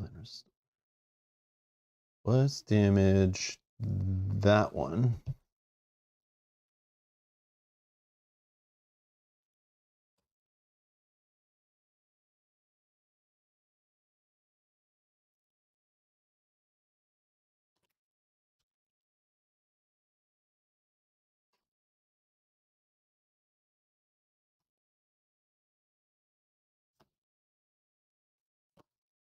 I'm gonna go yellow.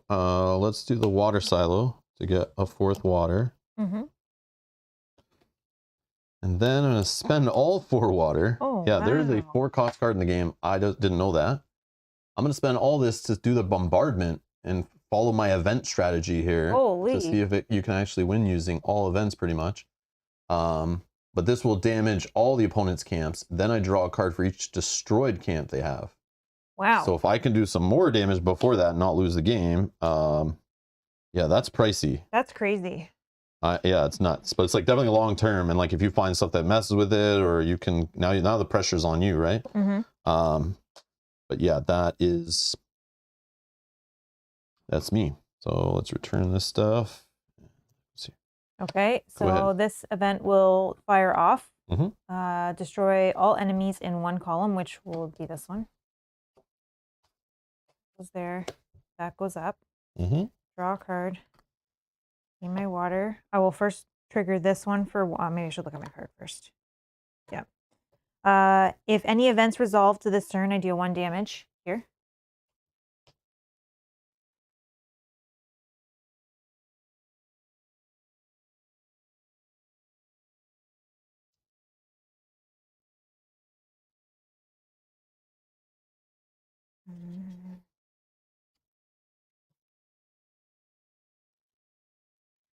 I will spend 0 water. I'll trigger this ability.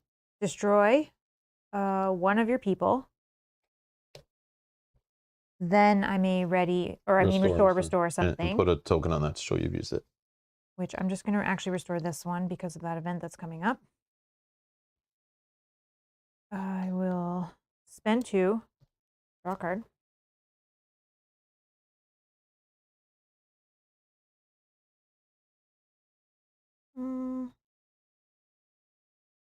I will junk a card to damage there. I'll use my water silo, gain a water. And... Who's this guy? Play him. Guy? I didn't even see what his name was. Wearing a suit. Got like a... something from BioShock or something going on here. The Exterminator. For 1 water, destroy all damaged enemies. So that's people, not camps, but that's still crazy. Wow. Well, I now have that to deal with. Done. Okay. So events. Damage 1 of your camps of your choice from my raiders. This will slide up. I will draw a card. And gain my 3 water.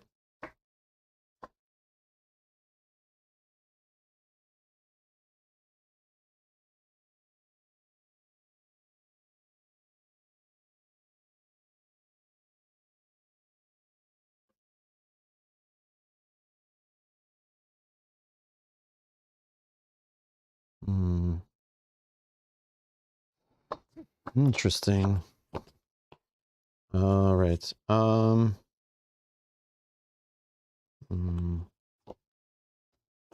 junk for a punk. And then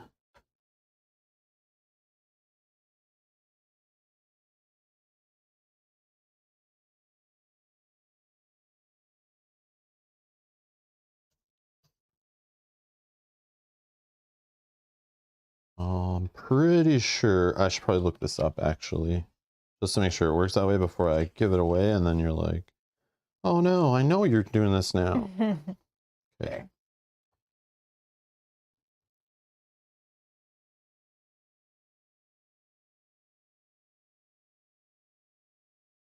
Yeah. Traits are like always active, right? Card traits are found on some camps and people surrounded by green brackets and a white background. They are active for all people who are not currently damaged.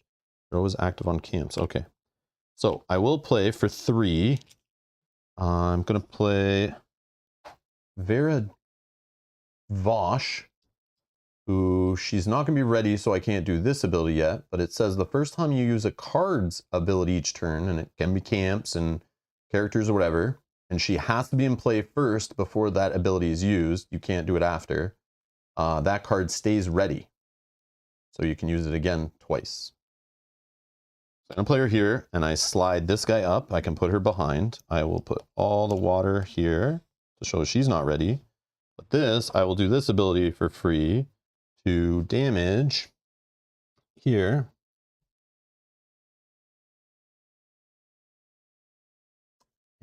And still ready.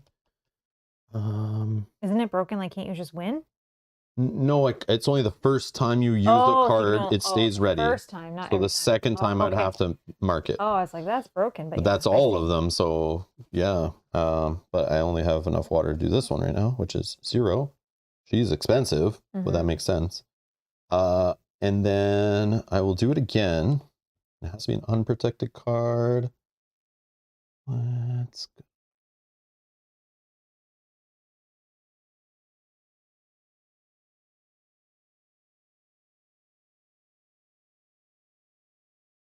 I guess here.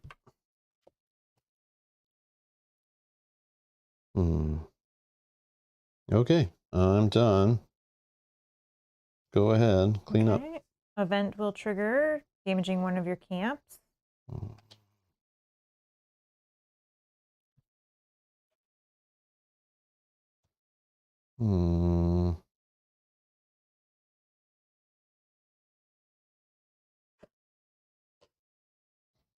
Okay. Card. Need my water. Trigger the, what do I have here?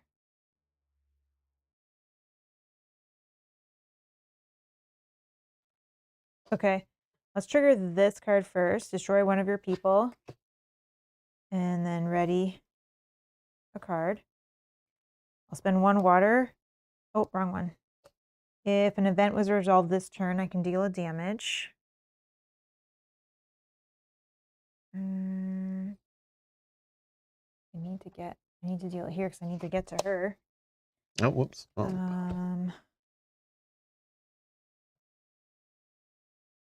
Let's spend 2 to draw a card.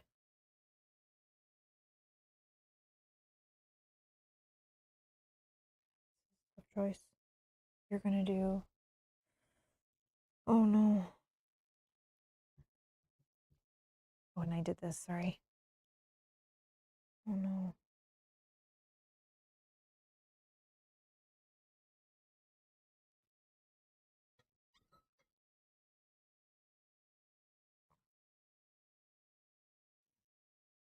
I'm in a pickle. I'm in a pickle. Okay.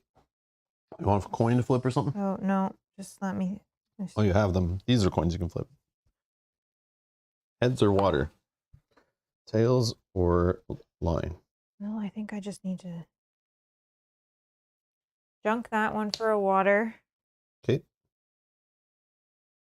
And I'm going to play a vigilante. What's the vigilante do? I'm Vigilante, look at this dude. Okay, so his ability, you can damage people. All right. Yeah, but I'm just trying to protect. Yeah. Yeah, you are. I'm gonna protect.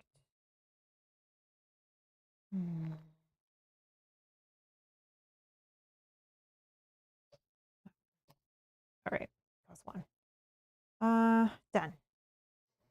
Okay. Event goes up. Draw a card. Get my 3 water.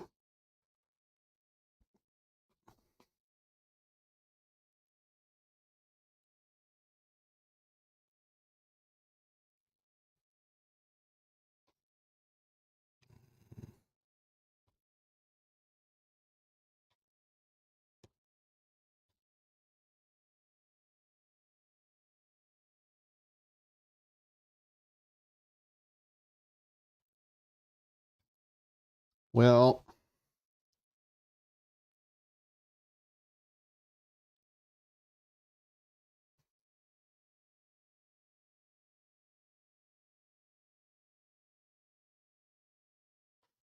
junk this to draw a card.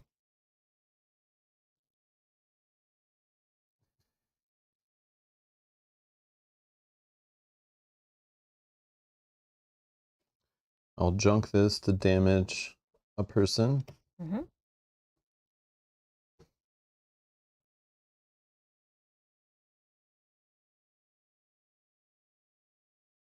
I'll spend a water, but I don't have to put it on there because first time I use this ability, I can damage a person for 1 water. I'll just discard it. I have 2 punks reducing this ability. So for 1 water, let's damage this one. And another water, let's damage this one.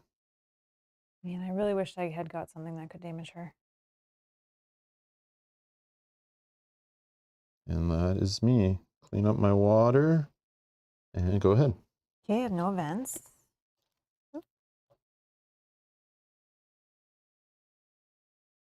Too quiet. I know Necrocomic-Con. Oh, it's like, sorry. I'm assuming everyone's watching like with tense, like, if anyone has any questions, I keep looking over at the chat, but if you have a question like what happened or you want to see a card, Feel free to ask. I'm trying to put them all on screen if I remember, but I might miss some. Or if you're curious of what just happened or anything like that. The game's pretty straightforward. We're trying to explain each thing we're doing. But I'm not really reading off card names, but I should, because people who know the game will know the cards. But sure, you can see them on the screen pretty well. And if you play the game enough, you know based on the art and stuff. But I spend 2 water to draw a card.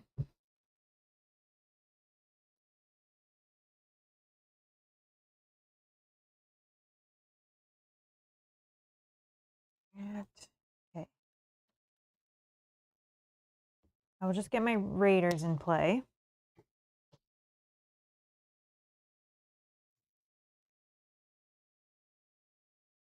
And I feel like I have to do, which is so silly. But I need to save it. I need to save it. Spend a water. Play this guy. I feel like I need to do this. Destroy my guy to ready something, because if I don't, these 2 camps are going to be destroyed next turn. correct. I need to save one of them. I'm going to do this ability. I'm just thinking for one quick sec on which camp I'm saving. I feel like I need to save the ready. Yeah, I don't know. Might be a bad play, but that is that. Done. Clean up.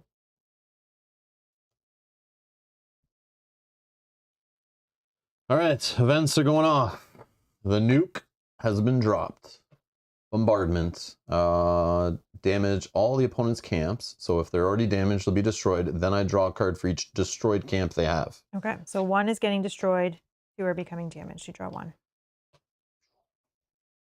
And it's cool that it's like, even, it's not just the ones that it destroyed, it's like at that point. So if you got this off like a really late game, yeah, and it was like there's 2 already destroyed.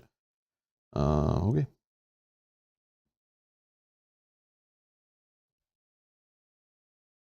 Yeah, Mel's 2 card starting hand is showing. Exactly. Yeah, and when I was trying to dig just to get something to hit this one, and I'm not finding it. What, it has nothing to do with my smarts and gameplay and the choices I made on the cards and where I position things and all the decisions I made? Just on her 2 cards versus my 4? Wow. Wow, that's harsh. Okay, anyways. All right. Classy. Okay. No, but I do feel like I know. It's but like it's just funny. It's like, yeah, there's nothing else. It's just definitely your 2 cards. No, because I've had less cards than her before, and I've been able to turn it around. If you just get the right cards, like that have the right like time junk effects, or like an extra water in the first turn just to get a jump on your opponent. Yep. Yeah. That's fair. Or something that draws you cards too. Like, yeah, sometimes you're not that well off. Or if because you take less cards at the start, I really believe the game's balanced, because cards like this that draw you 0, I've won the game like anytime I get this card, whether I drew 0 cards at the start, 1 cards, or 4 cards. It's like, sometimes it's just, if you use the cards correctly and lean into the proper game plan, I think it's more that than just who draws less cards. I think you're really simplifying it, but yeah. But my decisions mean nothing. All right. I didn't have the option of a 2 card. I know. But you're just saying it's only the number of the cards on here. I disagree. Like, I took 2 that don't have abilities, but I ended up started using this ability because I got lucky, and not lucky, but I usually get things with punks and I throw them away for their trash effects. Yeah. Because they're always so good. But this time I said, you know what? I'm going to lean into this ability, even though I didn't plan on it. But when I drew my cards, I got punk cards. That instantly made this card better than it should have been. Yeah. But it's like, I really debated not playing that, but I was like, you know what? I'm going to lean into events. This will go play with this. You might destroy this quicker and ignore this. I don't know. But then I'm not even using this. So I don't know. It's really cool. I'm definitely choosing. I'm like, anyone who's seen that Seinfeld episode, George Costanza, where he does everything the opposite. It's like my favorite Seinfeld episode, the opposite, where it's like, go against everything your instincts are telling you and do the opposite. I'm doing that in this game, trying to do all the decisions different based on the other handful of games I played of this game.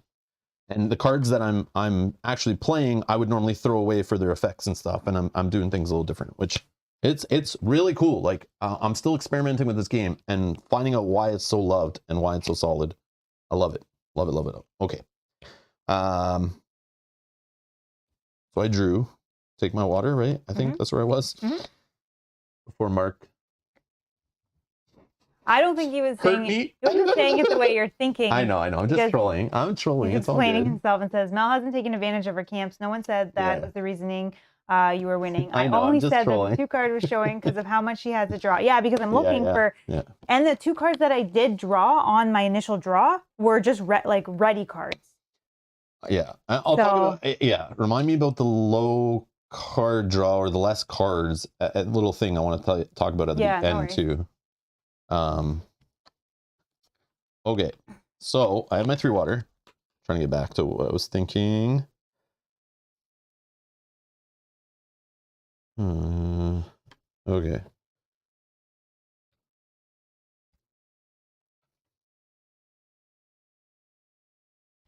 Well, I got you, right? I think so. I wasn't even like, oh wow, I got so off of it, but I think I win right? Yep. Because I do this ability, but the first time I do it, I'm sitting here looking at my hand like, oh, I can get my raiders out and I can rush them up because I totally forgot what I was doing because I started like getting involved and going squirrel.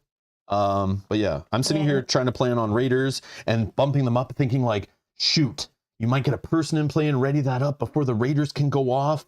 Should I do another damage to one? And okay. No, I was trying to find something to damage her because she's like crazy. Yeah. So I'm gonna do her. I'm gonna do this ability for 1 water, but it stays ready. So I'll just put that in the discard pile because the first time you use a card's ability turn, it stays ready. And I only pay 1 water. I'll damage this one, and then I'll do it again and damage that one. Yep, I'm done. GG.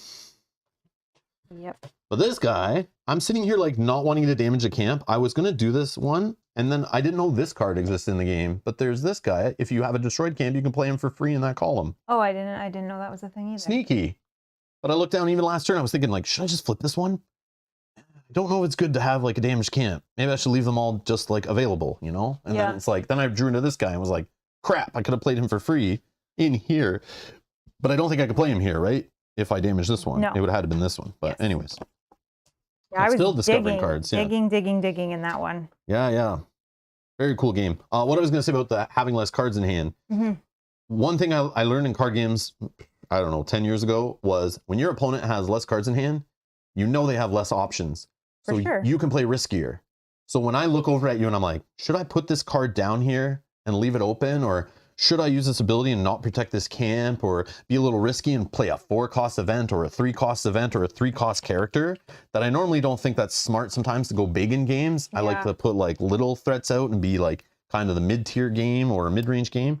But when I look up and you're holding like just a water or no cards at all, I'm like, yeah, I'll put this one down. I don't know. I think I had a punk in front of it. You did. And you had to get rid of the punk still. But like, even so, I was like, yeah, I probably shouldn't spend 3 water on this. It's going to be gone quick enough, but it's a distraction. So now you're worried about this and not these, right? That's what I love about this game is the balance of like, yeah, you can put a big card out and you're like, man, this ability is so amazing. But it's like, that's not the case. Sometimes it's just put the card out that's a big threat to distract the opponent, to make them have to deal with the threat, to protect the real goal of the game. And sometimes you just have to forget those threats and go after the goal. And it's that fine balance and dance in this game. And it's in many card games like this. Except for this doesn't have booster packs where I need to find all these cards. They're just in the contained game. But it's like everyone who was saying in the beginning who recommends on all the board game forums, the collectible card game forums, anytime someone's looking for a game that gives you that collectible card game feel, but in a set price, before I would have always said get Star Realms or Hero Realms or Epic the card game. Wise Wizard Games was the publisher that had this on lock. If you want to spend less than $20 and get a contained experience like this, those games do have expansions now, but they're still super cheap. Yeah. That was the game. I would say get Star Realms if you don't mind space theme. If you like fantasy theme, you get Hero Realms. And if you want a crazy epic smashing explosive effects, wiping the board, monsters fighting monsters, Epic the card game was the recommendation. But now I see this one recommended all the time. It is cheap to get it, but it doesn't come with the mats. It doesn't come with the PVC cards. It doesn't come with the nice tokens. Please understand we're playing with like the $80 or whatever it was, super deluxe version. But still that's cheaper than a box of Magic or Flesh and Blood or not cheaper than a booster of Soulforge Fusion because they don't come out in box. Maybe they do have boxes of boosters. I don't know. I don't know. But you know what I mean. You buy a box of like Pokemon or whatever. When a new set drops, everyone buys like a case of, not a case, but a box. Well, some people buy cases, but a box of like a whole bunch of packs to get hundreds of cards, whatever, and hope to build some decks from them. This, so worth $80 to get the mats.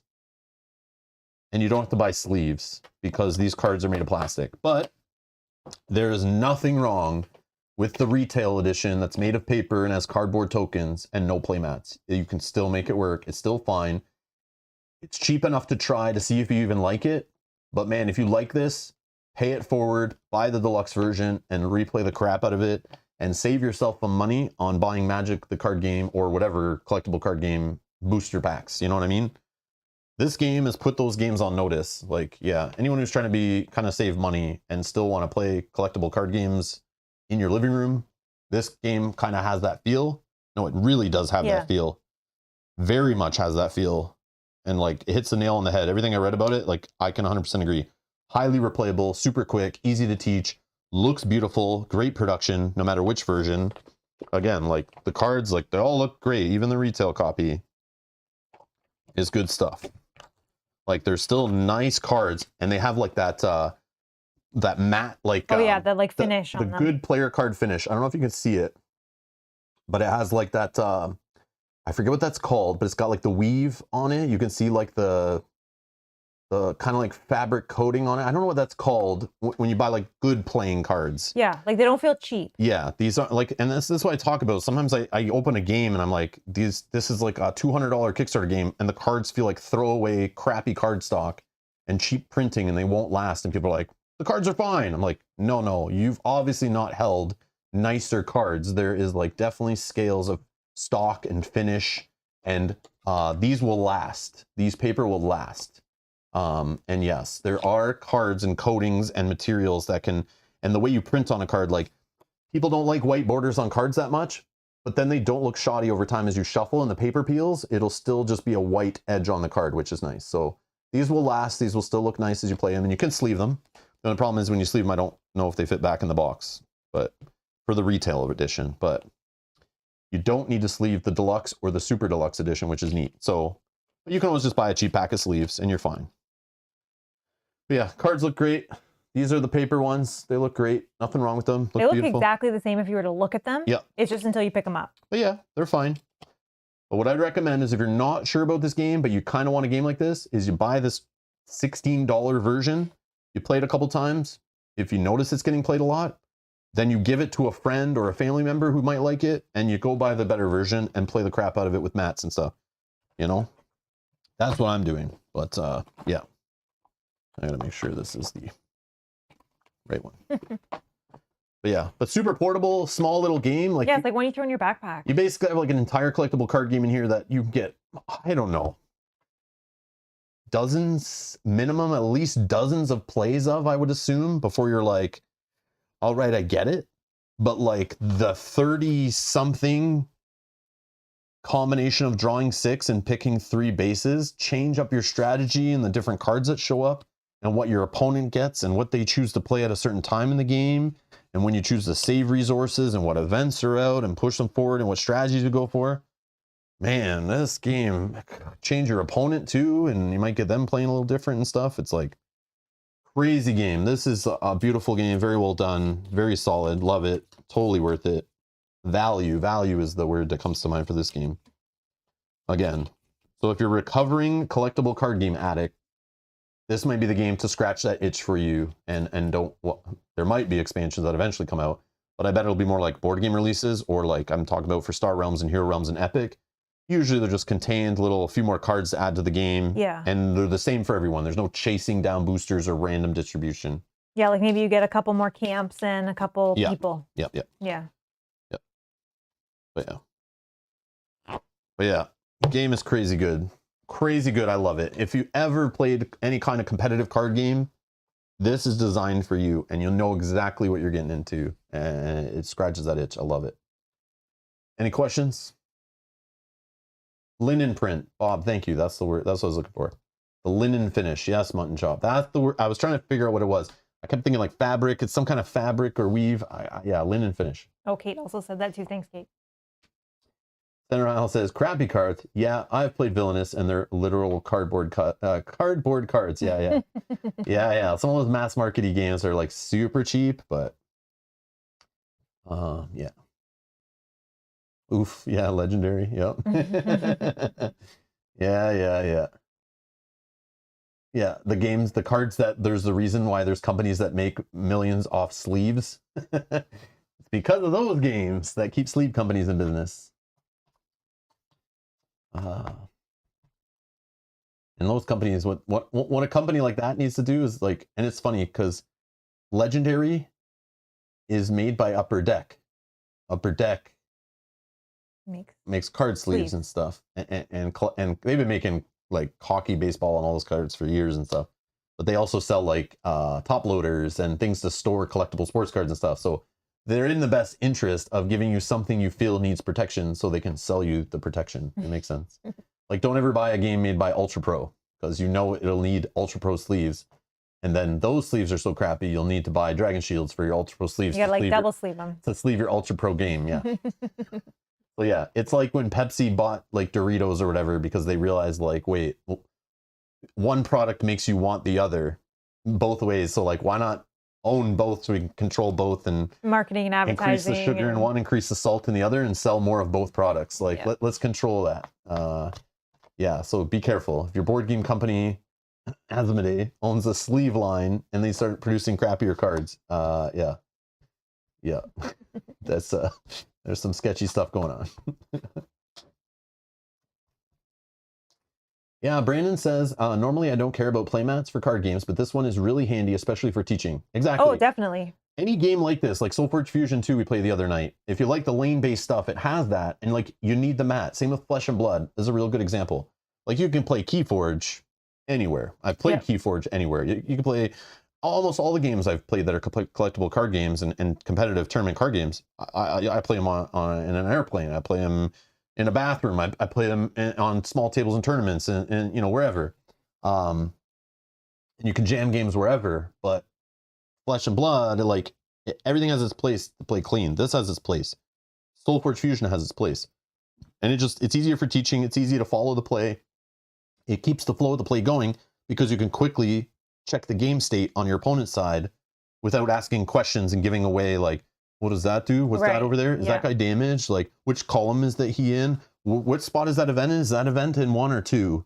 You know, like without the mat, it might not be as obvious because something might get shifted or not be lined up, you know, from an opponent's point of view and stuff. Well, yeah, this is like, it's great. Yeah, I love these mats. Yeah, you don't need these spots for the water and stuff, and you don't really need the water silo and the Raiders. But when they're not in their spot, you know, and you can feel it like, oh, when those aren't there, you know the Raiders is in play. So automatically I look over, I see that with the big symbol here, and I know I should be looking for those because maybe I can advance that this turn and get it back and launch it again because it's missing. It kind of triggers something in my peripheral view, you know? And same with the water silo. If it's missing, you know, oh yeah, it's not in its spot. So it also stands out in the opponent's hand from behind. And you can just see it in the corner. Yeah, but it has a different back, right? So when they're holding it in their hand, you can also see, oh, that's not a punk card. But yeah, game's just cool. I love it. I love the decision every turn. Like I said, I can't say enough about multi-use cards. Like you read this card and you're like, okay, I could play this card. And it's not just 2 uses. It's like, do I play this card for 1 water to literally just get it into play to protect a camp? I don't care if you damage it or whatever, but you can play a card to protect a camp. You can play a card to bait the opponent, to throw them a threat, or you can play a card to hopefully fire off its ability later. Or you can trash the card. So there's really like 4 uses for every single card, and that decision point, you know, at that point, when you're looking at the card in your hand, it's like, I have 4 choices with this card, and that's why you see a little analysis paralysis sometimes, even when Mel's holding 2 cards, because she's looking at it like, and there's the holding it. You can hold it. Yep. For a future turn, and maybe use the, you know, like I might be holding these in hand, and it's like, yeah, it might make sense to maybe I'll wait for the Raider thing to come back, and then in one turn I jam it at you really fast, catch you off guard. So maybe I hold these for later and not just kind of put it out yet, or maybe I just spend 1 to get the Raider started, and then kind of wait. And the next turn, if I need to put an event in slot 2, I can bump it up or fire it off to get it back and then put something in slot 1 or whatever. It's really cool. Or sometimes when you have the ones with the water in the top corner, it's now like, should I junk it for a water to help me play another card, or junk it for a water to help me get a water to store a water, or junk it for a water to help me draw cards, or play the card for free and start an event, or, you know, like, should I just hold this to keep cards in hand and save it for a turn later when I really need that 4th water as a surprise to my opponent? Yeah. Like, so there's really like 5 choices kind of for a card. And then there's the more choice on that of then once you decide I'm going to play this card, like what lane do I play this card in? Where am I putting it? All of that. So which base do I need to protect? Yeah. Or which person? I love when you have like people out that are threatening and you're like, oh man, I need to protect them. Like, who do I protect? And then you're not even thinking about the base. You're like, think about which ability you want to fire off. Or she has an ability that can hit the whole column. So maybe I just give up on this guy and then put this here so I don't have, like, you know, and maybe bait you from doing this for value to keep you off of this guy, you know? Like, right. Oh, yeah. So good. And I talked about it in Soulforge Fusion. I talked about it in Summoner Wars. I talked about it in Sorcerer. The whole idea of position to a card game, not just I play out enemies and they fight and they die and I tap cards sideways to play resources. I love games now. Like, I need that extra layer of putting the card on the table matters where it is positionally. Yeah. And having multiple targets and stuff, so cool. I love it. I love the stuff that has positions. It does add to the decision, but I find this game is so quick that it might take you an extra minute to make that decision, but it won't matter in the long run. Okay, let's keep going down the questions here. Matt says, I have a question for everyone. If I was going to buy mass sleeves for games, what American Standard card sleeve should I buy? Game Genix or something else? If anyone has an answer for Matthew. I think Kate just says I go straight to Dragon Shield. But I don't know about mass. But that's not expensive. Good for, That's expensive. They do last forever, but if you're trying to sleeve everything and never unsleeve it, if you're putting those Dragon Shields on games that don't get a lot of play, that's a very expensive kind of waste of money. Yeah. But I do like Dragon Shields mainly because I can put them on a game. I put them on something that gets heavily shuffled, and when I get rid of the game or stop playing the game, I can take the sleeves off and put them on something else. And they just last forever. But I usually just, there's every sleeve company has cheap lines of sleeves. So you can find like Game Genic. They have like premium level sleeves, which are like competing with Dragon Shields. And then they have like the next line down that competes with like Ultra Pro, and they even have like kind of penny sleeve stuff that's super cheap. Just go look at what your game store go and ask your local game store unless you don't have one. Because they might be able to get you something in bulk. Maybe you can work a deal out with them and see who they get their distribution from. Maybe they can find a specific, plastic thickness. It depends what you're trying to sleeve and if you care how premium the sleeves are. But you might be able to go find a cool local game store owner who maybe can give you a bulk deal, and they'll get it straight for like store price, and maybe they can get you a whole case of something that's decent. But go look at the sleeve thickness though, because maybe you might want thicker sleeves and you'll save a ton of money. Or if you're looking for premium sleeves, it's better to buy them in bulk. But that's the only way you're really going to get like a good deal. Because usually, I don't know where you can buy ones in bulk online that you actually save. Sorry. Pull your mic out. Yeah. Okay. I apologize. Sorry. Kicked my mic. But yeah, Sleeve Kings have come up before when they have a Kickstarter. Yeah, that was the one that did that big Kickstarter with like tons of sleeves. But it depends on where the shipping from and stuff, because sometimes adding the shipping in, it could be expensive. But if you go through your local game store, you can save all that shipping money and still maybe get Sleeve Kings, you know? I think it depends. Like you said, it depends on what you're sleeving. Are you just sleeving the game for protection, or are you sleeving the game to shuffle?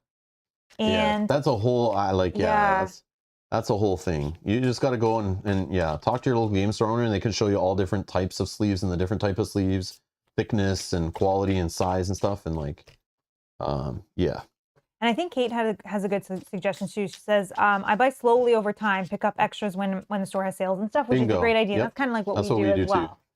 Yeah. I go to a convention, sometimes the booth will have a discount on Dragon Shields. I'll just grab some weird colors or whatever. Yeah. And yeah, or a local store will be selling some of them for cheap, and I'll just grab them. Sometimes art sleeves even they'll sell off when the art on the back of the sleeve is like from a dead game or whatever. Sometimes I'll just buy those for sleeves that I just beat up or whatever. Put them on playtest cards and stuff. Yeah, so if you're just sleeving to protect your games, someone even noted like maybe getting penny sleeves. Yeah, penny sleeves are okay. Like they're not the best. They're just very loose and crappy. Like they get sticky together and stuff too. They're fine. I know people who like swear by them, but any penny sleeves I've ever gotten and used, I just get frustrated with them so quickly. And they're mainly meant for like double sleeving if you're like trying to protect valuable cards or heavily played cards in tournaments and stuff. But yes, try penny sleeves first before you go buy a ton in bulk, because they might annoy you more than they help you.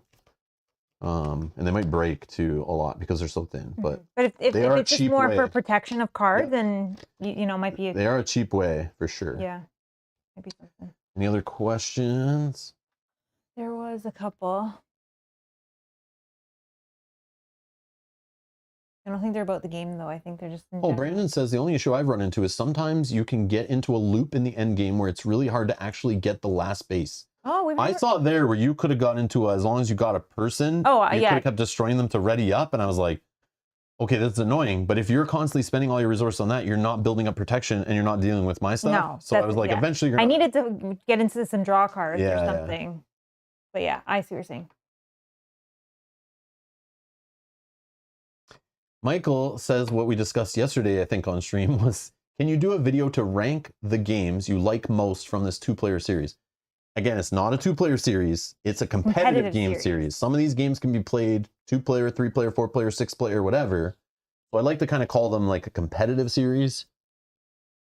But yes, I kind of want to do that, or at least in maybe my next Q&A or coffee chat, we'll kind of discuss it. Maybe I'll rank them more casually. I don't know if I want to make a whole video just highlighting only these games. Yeah, because it's specific games, so people may not care. I'd probably include any of the games we've ever played over the last couple of years that fit in this category. Because there's games like we did like this that should be in this series. I just didn't have time to fit them in, like Keyforge, Flesh and Blood. That we have videos of us playing like this, and I would consider those going toe-to-toe with all these games and right up there. Yeah. And still are relevant, still are coming out with new product and stuff. Yeah, there's other ones. I can see some behind you over there, like Skytear. Oh yeah, that's a fun dueling game. Like I'd have to look back. Yeah, there's some good ones. Like we have lots of good ones we played. That you can jump into. Some of them can lead into the expansions and lifestyle kind of stuff, and some can just be played casually. They all can be played casually. You just gotta have some restraint and some self-control. Matthew says, or a membership only video. Yeah, the problem with that though, this is the problem. I started Patreon many years ago before YouTube started doing members. I would love to make a members only stream, but then the Patreons can't join it. And they support me just as much. So it's like, I could make an unlisted stream that I can share to both. That's like a hidden stream. I would do it that way. But yeah, a members only stream, technically it would be members only. It would be like producers only. We'd have to call it like producers only, yeah. But at some point, I don't know if I'll ever be able to just do member only streams unless I literally cancel Patreon. But then it's like, I know some people don't want to donate through Google, and there's some people don't want to donate through Patreon. So it's like, I just leave both. But yeah, I know you're mean, like a private stream, and I can do that. I'll just do it unlisted, and I can post it only to members and only to producers on Patreon. That's the way I did before, but yeah, that could be a thing. And maybe I could just post it like later. Like, yeah, it's I feel bad like hiding it from people, but it's like, it's a nice reward. That's a cool one. Yeah. And then just post it a couple weeks later on the channel or something. Yeah. For everyone else. It's like more of an intimate setting with questions only coming from members, like you know, things like that. Yeah. That is a good one to do. Because it's not like it's like I'm hiding games from them. Yeah, no. I feel bad, like, you know, I like to show some of these cool games to like everyone on YouTube. I'm trying to grow the hobby and trying to get people to spend money or maybe not spend money on cool games that work for them or not, you know, like trying to expand the hobby the best I can, you know, but Mike says I'd go through Patreon, but I wouldn't have this cool die, LOL. I know, you have a cool die, Mike. And actually, speaking of die, Matthew did ask a question You earlier. want Matthew to die? What? No. Speaking of dice, sorry. Speaking of dice, Matthew asked a question earlier that we didn't get to, but was asking if we will be ever getting dice for higher levels of memberships, like 2, 3, because I know that people are now into the. I think someone had like 15 months, 16 months. It only lets you go up to like, I think there's like maybe one after. I think I did it all the way to the final one. Okay. No, maybe not. Maybe gold is the highest. Well, gold is the highest we have. I don't know if that's the highest we can do. Well, maybe there's like a 2-year one, but maybe I didn't do that one because at the time. I don't think anyone's there yet, but. Yeah, I can't remember if I did the 2-year one. But there's a max to it. So it's like, you can't just add them in like YouTube has like a template. So you can do anywhere from like 1 to maybe 6 milestones or something like that. But they're predetermined milestones. You just pick which ones you want to put pictures in. But at the time, the artist that I like paid to make the little die, they did it in like packages. Like I think I just did like the 4 colors or whatever they did or whatever. I think it's 4 colors. I think it's 5. Maybe it's 5. Whatever they did, I just clicked and said, "Can you do this?" And they said, "Yeah." And we do 5 different. I'm sure I can just change the color and make other ones, but anyways. But yeah. Killswitch says, "Do you plan on playing the defunct Star Wars LCG?" No. I try to shy away from playing dead games here for a few reasons. A, whenever I have played a game that's out of print that no one's really ever heard of or no one cares about anymore, no one watches really. They don't do well at all. So I spend as much time on that, learning that game, finding content for that game, practicing the game, creating scenes, setting up streams, scheduling it. And that means I'm not spending time on a different game people maybe are more interested in. And ever since doing this like full time, I need to also think like, what do my fans want to watch? Because they support me by watching, liking, sharing, donating. I kind of try to please as many as I can by showing games that people either know or interested in or might want to buy or are choosing to buy. But nobody right now is looking to buy, except for maybe a couple of people are online going, "I'm looking to buy a used lot of Star Wars LCG collection from somebody," right? Mm-hmm. So there'd be a very small audience to watch it. And I have some games that went out of print, some awesome games. I might still play some of them just as like kind of special like a throwback or something. Yeah, just as a throwback thing. But as soon as a game, like I'll buy a game, I'll play a game and have fun with it. But if that company goes out of business, the game goes out of print, the license expires, the IP changes hands, instantly, I just go, I'm not playing that on stream anymore. I may have had plans to even play games on stream a couple times where I just canceled. I'm like, I'm not spending my time on a game that nobody can get right now. It's out of print, out of stock. The company doesn't exist anymore. The IP is expired, changed hands. Because then I'm just showing something and a lot of people will watch and go, "Oh, I want this game," or "This is a cool game, Rob." And then they can't get it. Or they have to spend tons of money buying it on a secondhand market. And I'm not here to promote people overpaying for board games that are like holy grails and stuff. I don't want to promote that stuff. I don't think that's good practice because there's always something else you can buy and support somebody who's still in business and somebody who still has a job trying to sell board games, who's still supporting and growing the hobby. And it also has that factor of, I don't like doing the whole, look what I got, you can't have it. And I think that's what that kind of promotes. I know people don't think that I would do that if I'm playing a game that's out of print. Most of the time I do that, it's like a joke. But I try to shy away from that. I might have those games. I might be interested in playing Star Wars LCG, might buy some and play it, but I just wouldn't stream it. I would just play it off stream, have some fun with it, and then just leave it at that. But I'm sure there's probably videos out there. If somebody ever wanted to look into it, there's videos out there. Yeah, they're from 5 years ago and the quality's probably not great, but that's what you got. So, and maybe there's a small corner of the internet that's still keeping some of these games alive, which I know there are, making fan-made content and stuff, and maybe still supporting it. But what I find when a game like that, a collectible game or a lifestyle game dies, the fan base moves on. There's always a new game to jump to and a new experience to have with everyone and a new meta to follow and a new, hive mind, a fun to enjoy it with, get along with everybody. Mm-hmm. There's always something better to play than to play a dead game. And you might enjoy that dead game and have fun with it in your living room, but it doesn't mean you should stream it to the internet and spend your time. And I look at it as paid work time. So like a business wouldn't spend time on something that doesn't make money or doesn't you know, grow the business or keep the business afloat, right? You know, yeah. So I don't know how best to like really about. I hope that makes like makes sense. I don't know if I'm explaining it right, but yeah.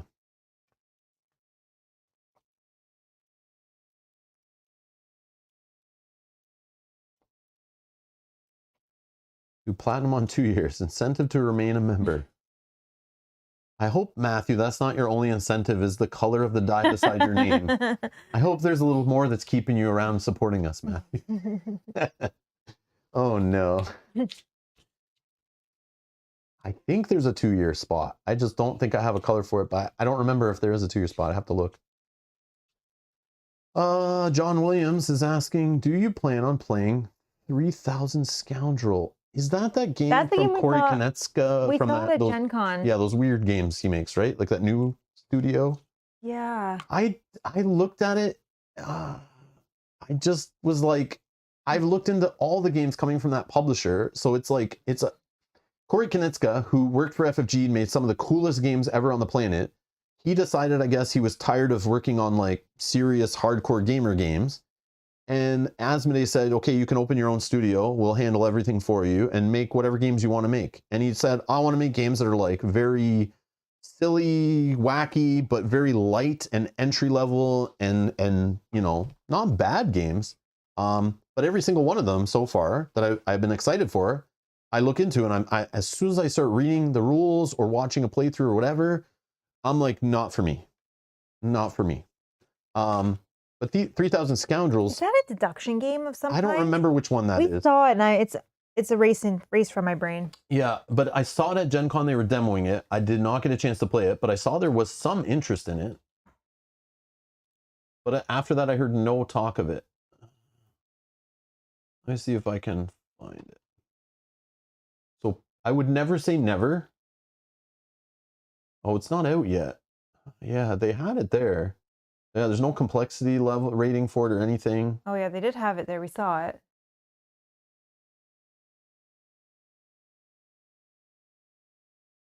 Yeah, deduction, hidden victory points, open drafting. I thought it was deduction. Yeah. Okay.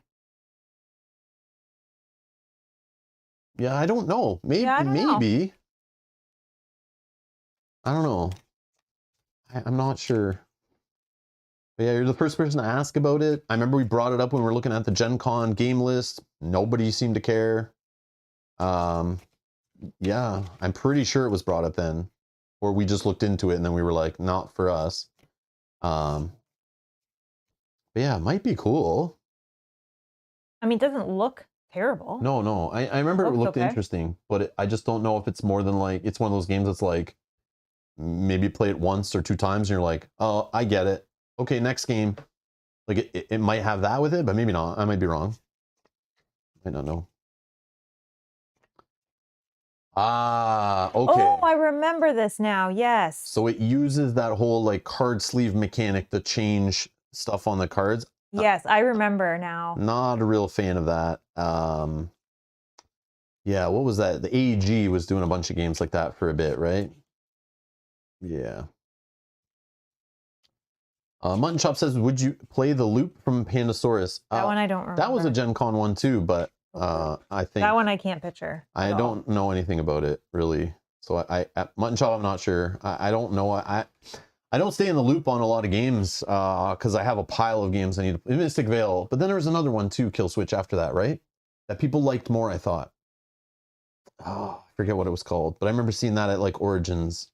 They made another one after Mystic Veil that did the same thing.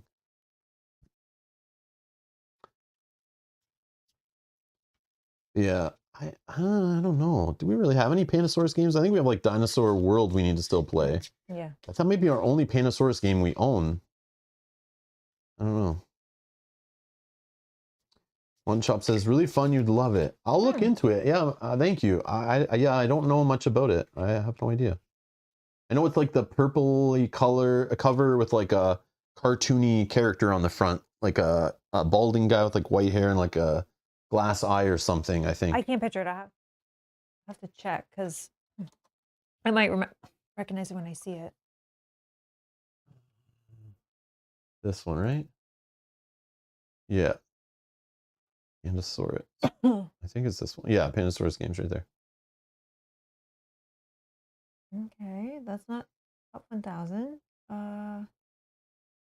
This does not look familiar to me at all. Yeah, I don't think I've ever about seen it. this before. I've never seen it either. I've just seen the box cover. What type of game is this? I don't know. Not sure. But again, I'm not really looking for games right now because I have pre-orders with my board game store, a back catalog of games that will show up that we've pre-ordered over the last year that hopefully will come out. We have Kickstarters we backed.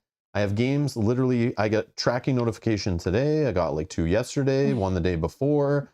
I got games coming from publishers from we met at Gen Con. I got games from before that. I get games coming from after that. I have games that I purchased that I'm still playing. I have games that were in the queue before we went to Gen Con. Like, I got games Mel's painting that will eventually be ready to play. Oh my God, I don't need any new games. I'm just like you guys. I'm like, yes, I'm a content creator, but like, to be honest, looking for new games to play is not my issue. I'm not really call to new. I'm not really looking right now to expand the collection. But there are times throughout the year you go, no, and I'll ask you guys, like that one time I'm like, I'm looking for a space game. I need a space game. What space game? You know, like that was so fun on the Q&A to like figure that out and then pick one and play. But yeah. So yeah, explore it. I got I don't think that's shipped yet to me, but again, notifications for that. Like yeah, I got publishers still reaching out saying like, hey, Rob, remember me? Like you played my game before. Do you want to play my other game? Here, I'll send it to you. And I'm like, if you're okay if I play it in like 2 months. And they're like, okay. John, we did play Dwellings of Eldervale. Yes, on the channel. We did. Matthew is asking in the chat a question, and you. My friendly local game store is Robinson Crusoe for $70 US, but I'm thinking about soloing the game. What do you think? You played it solo on the channel. Matthew, that is one of the highest rated solo games, period. I've never played it, so I can't comment, but I know that Rob's played it solo. It is complex as heck. It is hard to learn.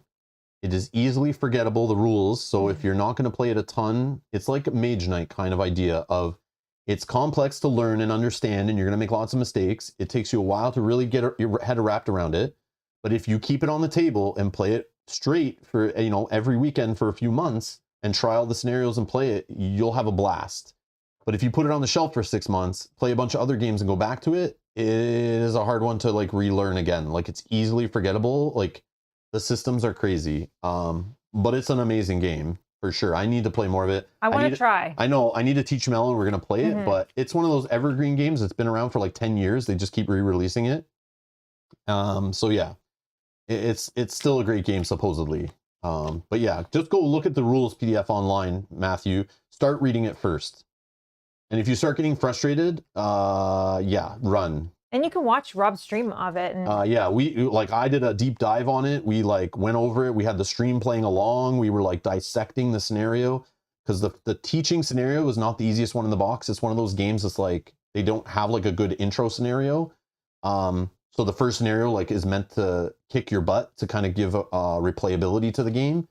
So yeah, it's like, it's one of those games that people are like so replayable, but it's like, it's just because it's hard and random that it's replayable, but it's fun to try to solve the puzzle, hoping a bit of luck on your side. But that first scenario, it's kind of like Cloudspire had the problem where it's like that first scenario just kicks your butt and turns people off from the game, makes them throw it away or sell it or whatever. But if you stick with it or try a different scenario to start, you might find it better. But yeah, just go look at the rule. The game's been around for years. They've revised it, but the rule book didn't really get changed too much. It's still kind of, it's a deep game and a weird system. So it's like, I don't know how you write a good rule book for that game. It should have had a very tutorial system that kind of like ease you into the game. But that's a game sitting on my shelf of needs to get back to the table and teach Mel. We need to play it again on the channel. Yeah, but I do want to play it just to say I've played it. But again, every channel in the world has been playing that game since modern board gaming started. So it's like the game's been done to death. So if you're looking for any kind of videos about it at all, they're out there. So including our solo playthrough with the community, we had a blast on that one. I remember I basically came to stream and was like, this game is challenging, it's crazy, but I want to show you guys it's not that difficult. Let's get through it. Let's try to win. Let's try to figure out the rules. Let's like do it all together. And it was great. It was great. But yeah, very good solo, Matthew. It's like a very highly regarded solo game. So if you're looking for a meaty solo game, leave it out on the table, have some fun, try some different scenarios. You'll get your money's worth if you're okay with getting your butt kicked a few times trying to figure the game out. You know what I'm seeing here is that I feel like we need a Q&A. There's so many questions. Like you say, anyone have any questions? Then it's like boom, boom, boom. Well, I meant questions. I meant questions about Radlands, and the sleeves was kind of related because of the card game. And then we went off on that tangent. Yeah. Stacey does have a question about this game. Any thoughts on the potential of an AI to make Radlands solo? I did think Stacey, people were talking about is there not a fan made one already? Yeah, somebody was saying yeah, earlier in the chat something about yeah. You can Google it on, or there's a YouTube something about you. I don't know what they were saying. I'm so sorry. Okay, no, here's what you do. There is something though. So if you're thinking, is there a solo mod to the game? What I always do, you'll find there, if a game's popular enough and has hardcore enough fans, or it's been around long enough, this game's still really new, right? But you just go to forums here of the game you're looking at, go to variants. Online matchups. You can play this online? Oh, tabletop simulator probably. I have no idea. I just saw online. I don't care. 3-player variant. There you go. Yeah, you go in here and you'll have people coming up with different player count variants and working together and play testing and coming up with cards and like the hive mind, the community. Oh my God. Solo variant. Go read this and do what they say and try it out and then read everyone's feedback, because people will work together, Stacey. If you're willing to put the time in and build off other people's work, somebody may have already cracked that nut and figured it out. Solo variant, the cult, the dummy, optional. Yeah. So I would start here in one of these and see how far they go. And maybe one of these answers your question. Maybe they suck, but you'll have to do that work. Magic the Gathering variant. Really? Yeah. Oh my God. 3 water to draw 2 cards. Oh, I like that one. I would have done that. House rule. I was surprised this game didn't have a card drafting rule, but I like that the drafting is built on the camps, and the camps leads to the card draw to your starting cards that balance off the abilities. I think they have a very beautiful drafting system already. That's different. But yes, if you're ever playing a game and you're like, this kind of sucks at 4 players, or I wish this worked better at 2, go to the game, go to the forums on BGG and click variants. Somebody else has thought the same thing, or maybe no, they haven't. And you should go post in there and say, hey guys, is there a better house rule that can be used to make this game better? And you'll have people going, oh yeah, I've house ruled this for the last 3 years. Here's what I do. And yeah, the community is amazing in this hobby. I agree. And they will help you. So yeah, Stacey, go in there and get lost and have some fun. And then report back to us. Yeah. And sometimes this happens a lot, actually, I noticed, especially now that solo gaming is more popular, for example, or 2-player variants for 4-player games and stuff. If there is a community, like well-designed solo variant, and then cards are made and people can print them themselves and print and play versions, the publisher usually will take notice and sometimes actually work with that person, play test in-house, and then make art and produce it and then sell it as an expansion. So you'll find a lot of the like solo variants for games, some of them are just made by fans of the game that then work with the publisher, and I don't know if they get paid or whatever, but they're usually like fan-made variants, which this is where it starts, is somebody posting on here going, I have this variant I made. Who wants to try it? And then people try it and they respond back saying, I tried it, but this should be changed, or it's imbalanced in this situation. Okay, I've reprinted it, I fixed it, I've edited it. And then they come up with some cool variant, and then people pick it up, and then maybe the publisher takes notice, and before you know it, there's professional cards that you can play with and stuff. Yeah, it's cool. But yeah, very cool. Very cool.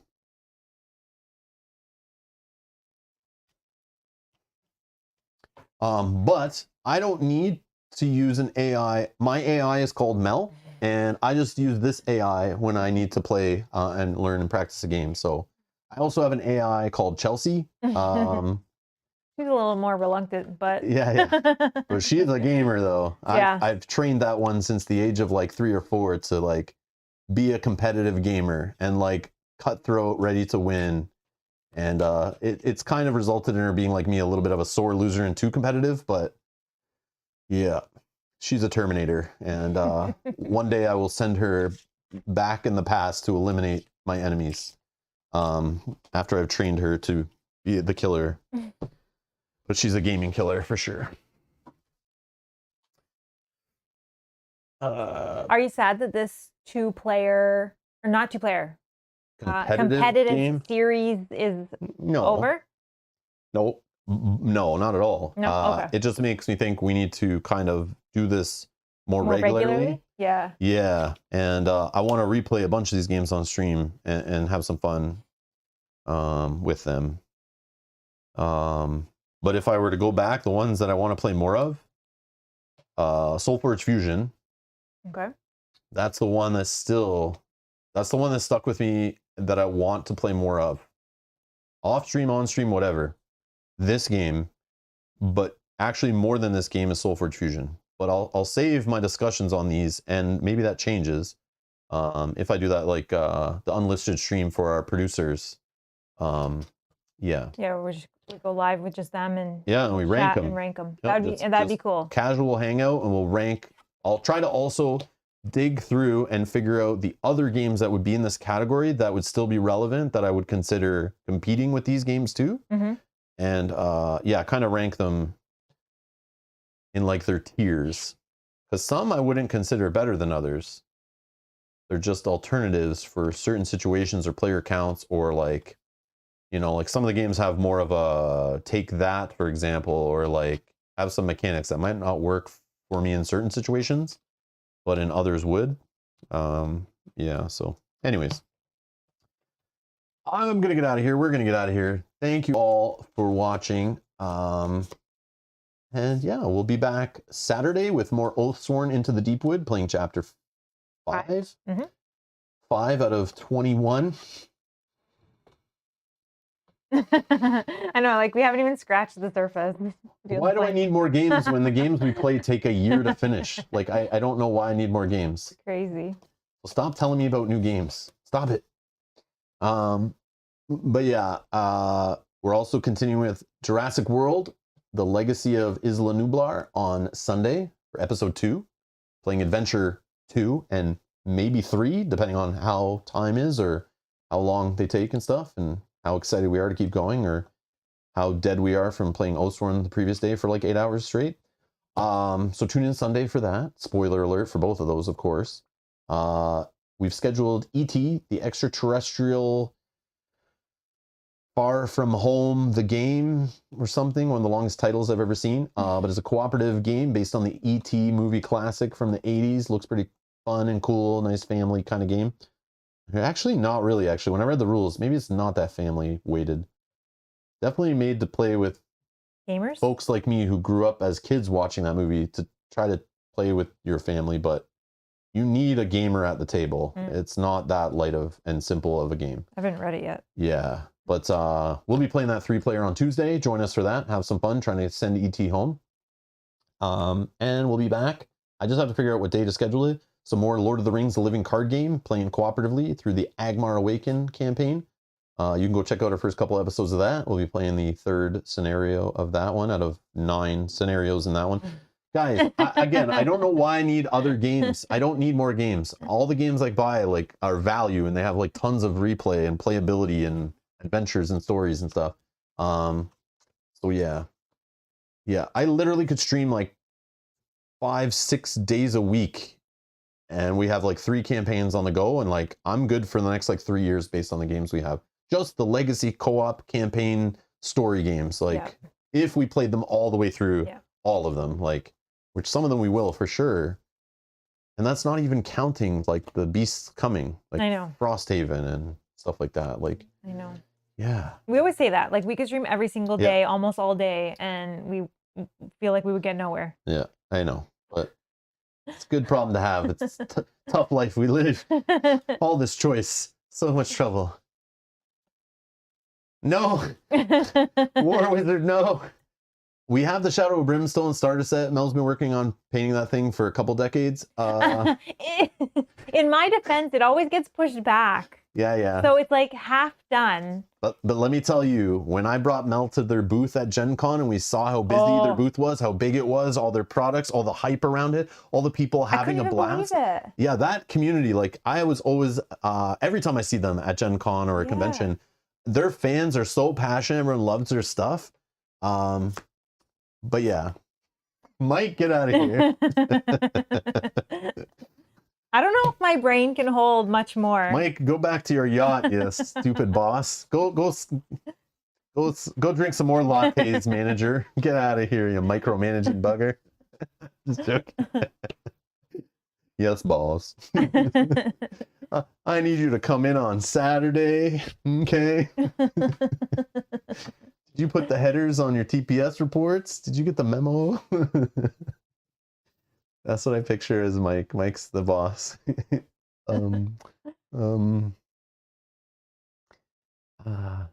Matthew says, I don't think Rob and Mel are Canadian. I need proof.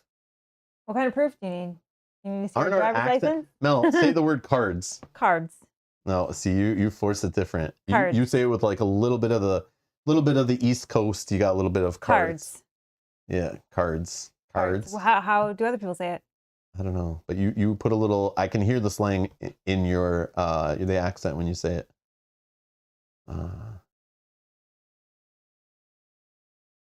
Dustin says, I just realized I have a purple mohawk, just like the punks. Oh, awesome, fancy. Mike says Saturdays are mandatory. LOL. Sunday, I'll need you for some extra. No. You're lucky though. We do stream almost every Saturday. Oh my gosh. No. No more.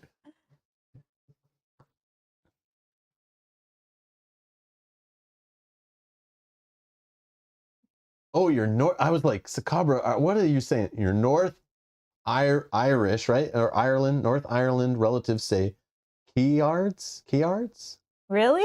Yards? We say it weird?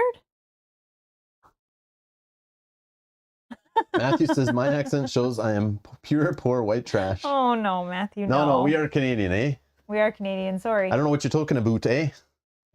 Yeah. I'm for sure. Proud Canadian, for sure. Yeah. But we are in, like, Southern Ontario, close to the 4th largest city in North America, Toronto, which is just like a mini New York. We're very close to the States. We go down there all the time. We grew up watching American TV, which crosses the border. We're right on the border, so even you use an antenna growing up, it's like you still get all American channels and stuff. So yeah, the influence is there. So, but there are sections of Canada where you will have like very harsh accents, just like in the US, Matthew, where you got your southern accents and stuff like that. And yeah, your different slang, your Boston accents and things. We have that in Canada too, but I don't know. I'm sure there are words that we say weird. We do say words weird because we've had people comment on other videos going, my boyfriend and I need to know where exactly you're from because we have a bet going like, oh, you say this trying to figure out where your accents are from. Oh. And I answer them. I say we're like from, so Southern Ontario in Canada. And they're like, I knew it. I was right. You just made me money or whatever. It's like, I thought so. So I know we do say some stuff with accent. We just don't hear it. I think I just say a lot and sorry. Sorry, eh? Hey now, y'all. We don't say y'all here.